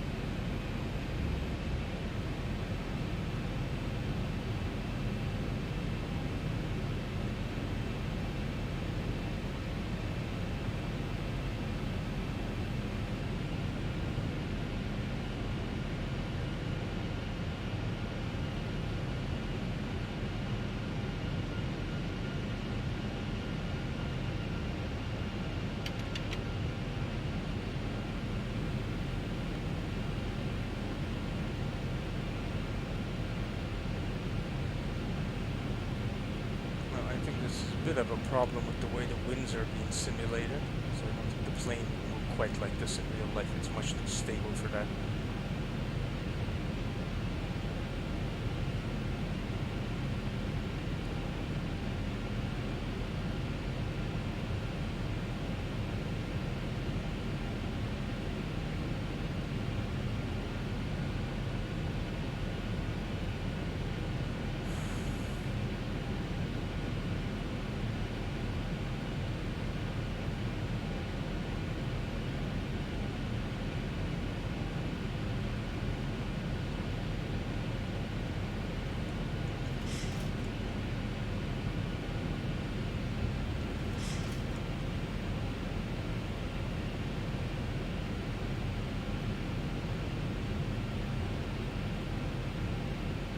Okay, final flap position. Let's get the descent rate stabilized here. 1,000 feet stabilized, Mr. Perch, altitude set. Keeps tilting back and forth. Banking, I mean.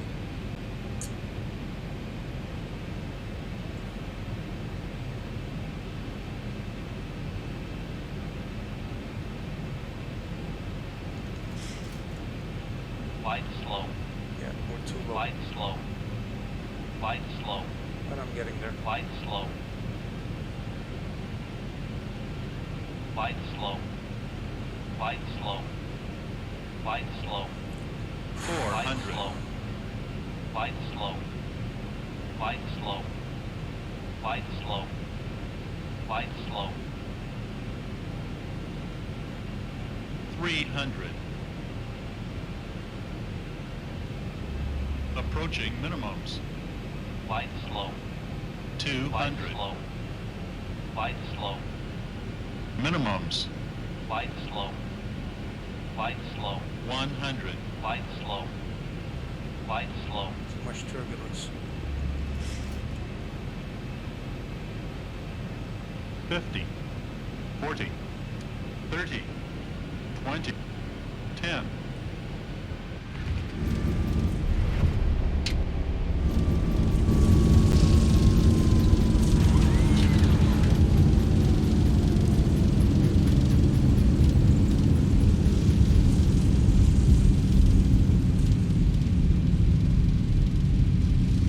80 knots.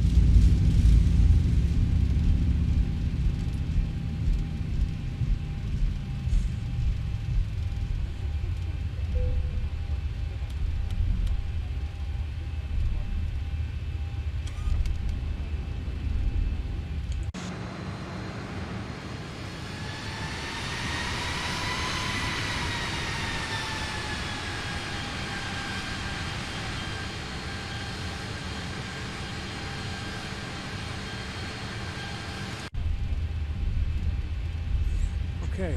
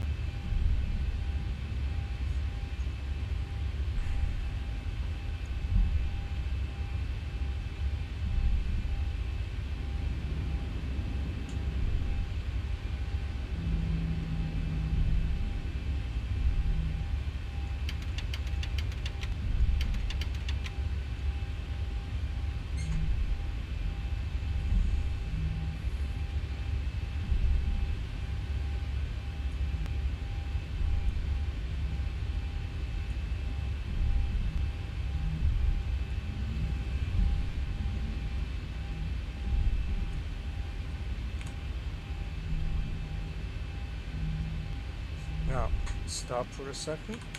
You have to turn off your lights. Set your strobe off. Wing lights can probably be off. Taxi on. Runway turn off lights on. And you can actually start the APU in advance, so it's ready.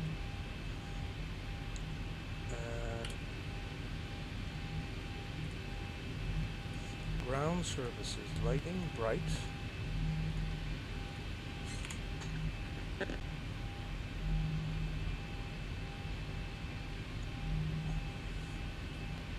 And transponder off to standby.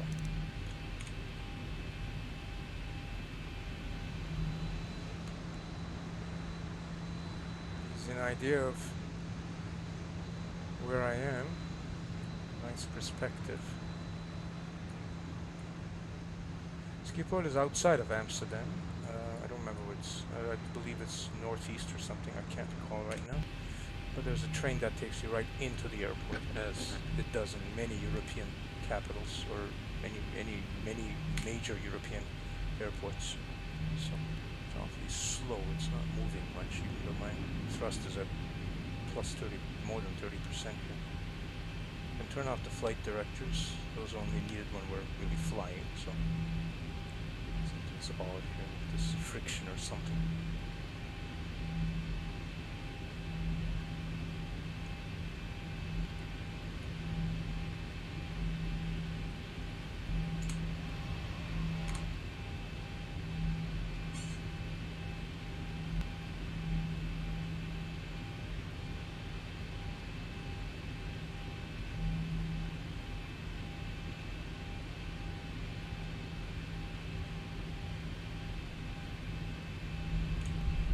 I'm going to just get on to Terminal C here, directly to my left.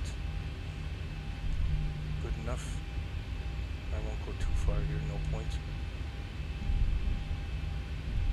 I've been to Schiphol 3 times in real life. But before all these renovations took place, even that so-called Polderbahn runway I told you about, the one that's furthest out. You're looking at the airport from north to south, facing north, the map. It's the furthest left runway. It's quite far away from the rest of the runways, all by itself. It's not the one we landed on today, of course, but because of the winds.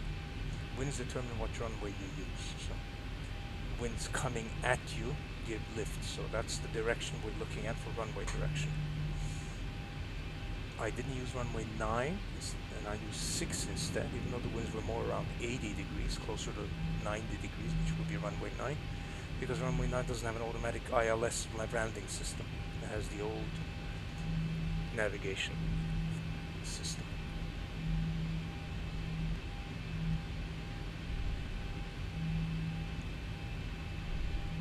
Okay, I can close this now.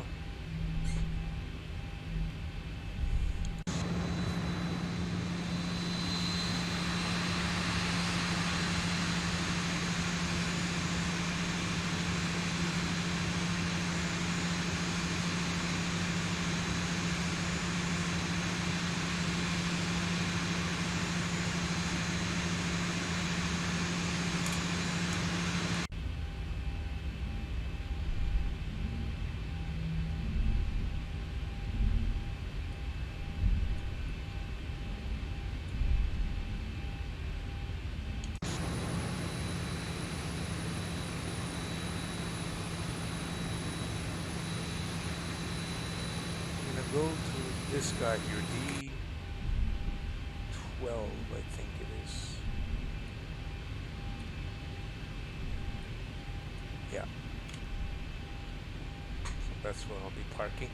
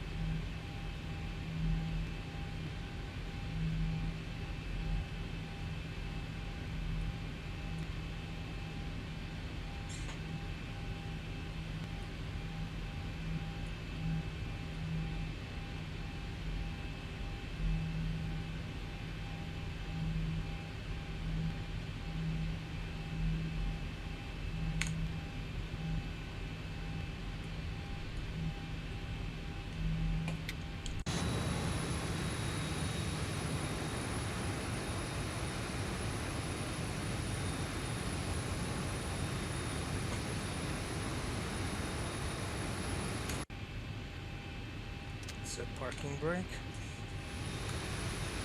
This guy here, you might have noticed there was a line and an arrow showing me if I'm left or right of my center point, and then asked me to stop at a certain point. It senses the type of plane so that you can dock, you can get this jetway here, that thing that extends over, that tube that you walk through, passageway into the plane, that extends automatically to the plane once I've turned off and set the plane in the correct configuration so that it will come over. So you can align yourself properly with the plane. Now I'm going to switch to APU here for the air conditioning. Wing can turn off. Engines can go to auto.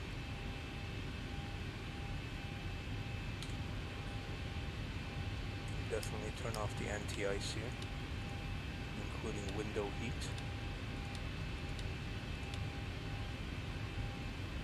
Utilities. Inertial Reference System, or IRS.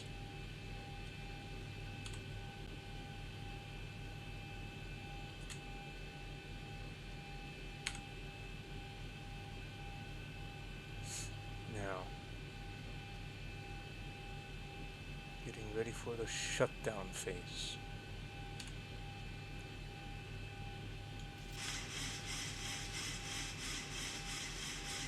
Basically, the APU is on. You can see it really from here. It doesn't have the electronic displays of some of the other newer planes. Okay, so we have engine 2 off, right engine.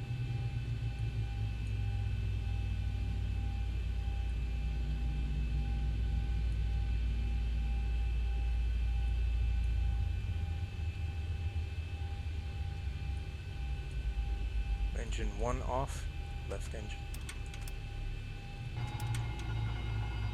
Not sure why it's doing that, because I set the parking brake, but anyway.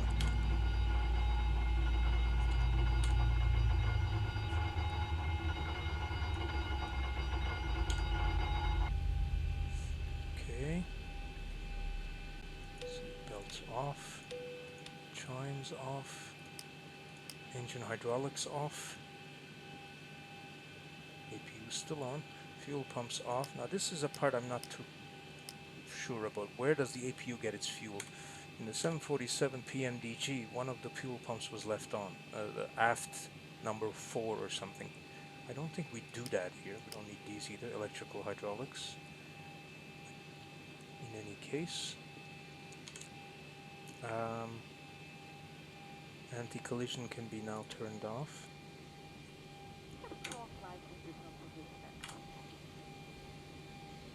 Now, almost about to terminate the flight leg. Doors.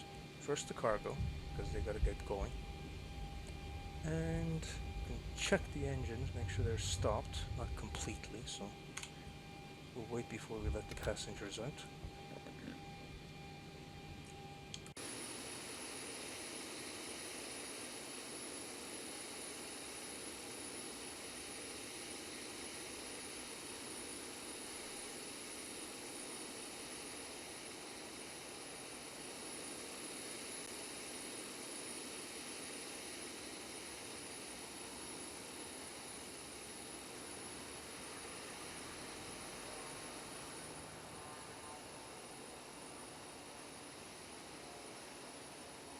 Notice this thing has already, well, almost approached the door.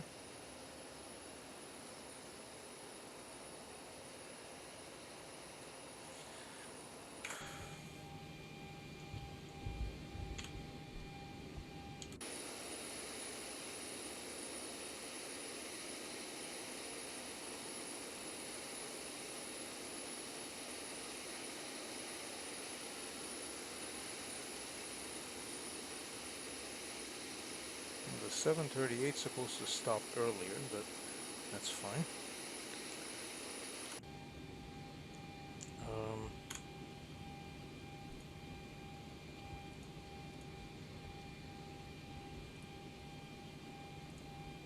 Oh, okay, it's already approached, so it doesn't come right flush, but that's okay. So we're done here.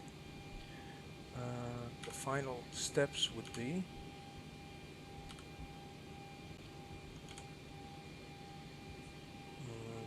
turning off the APU, the lights, APU bleed first, the packs, the air conditioning system, recirculating fans, trim air, yaw damper. We can turn these down, not a big deal, but good idea. Dome.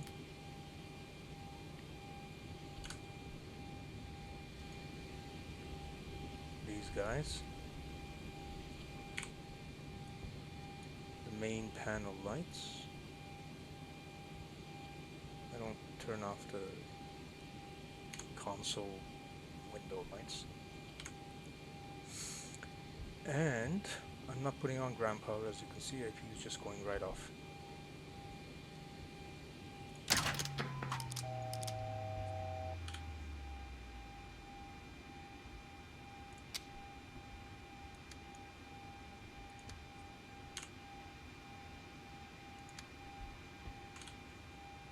Battery.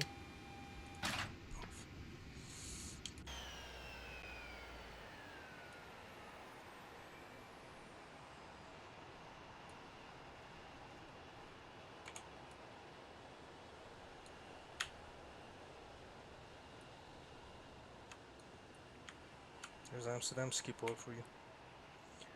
Marvelous airport, extremely well run. Though I find the approach procedures of the Dutch a little more complicated than they might be, but it's actually quite straightforward, to be honest.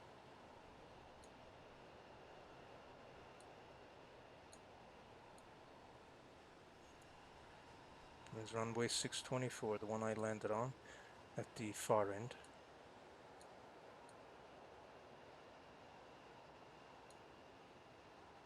There's 36 right. The short runway, 0422. Not that short, mind you. I think it's about 7,000 feet or something. Considerably. 18 left, 36 right.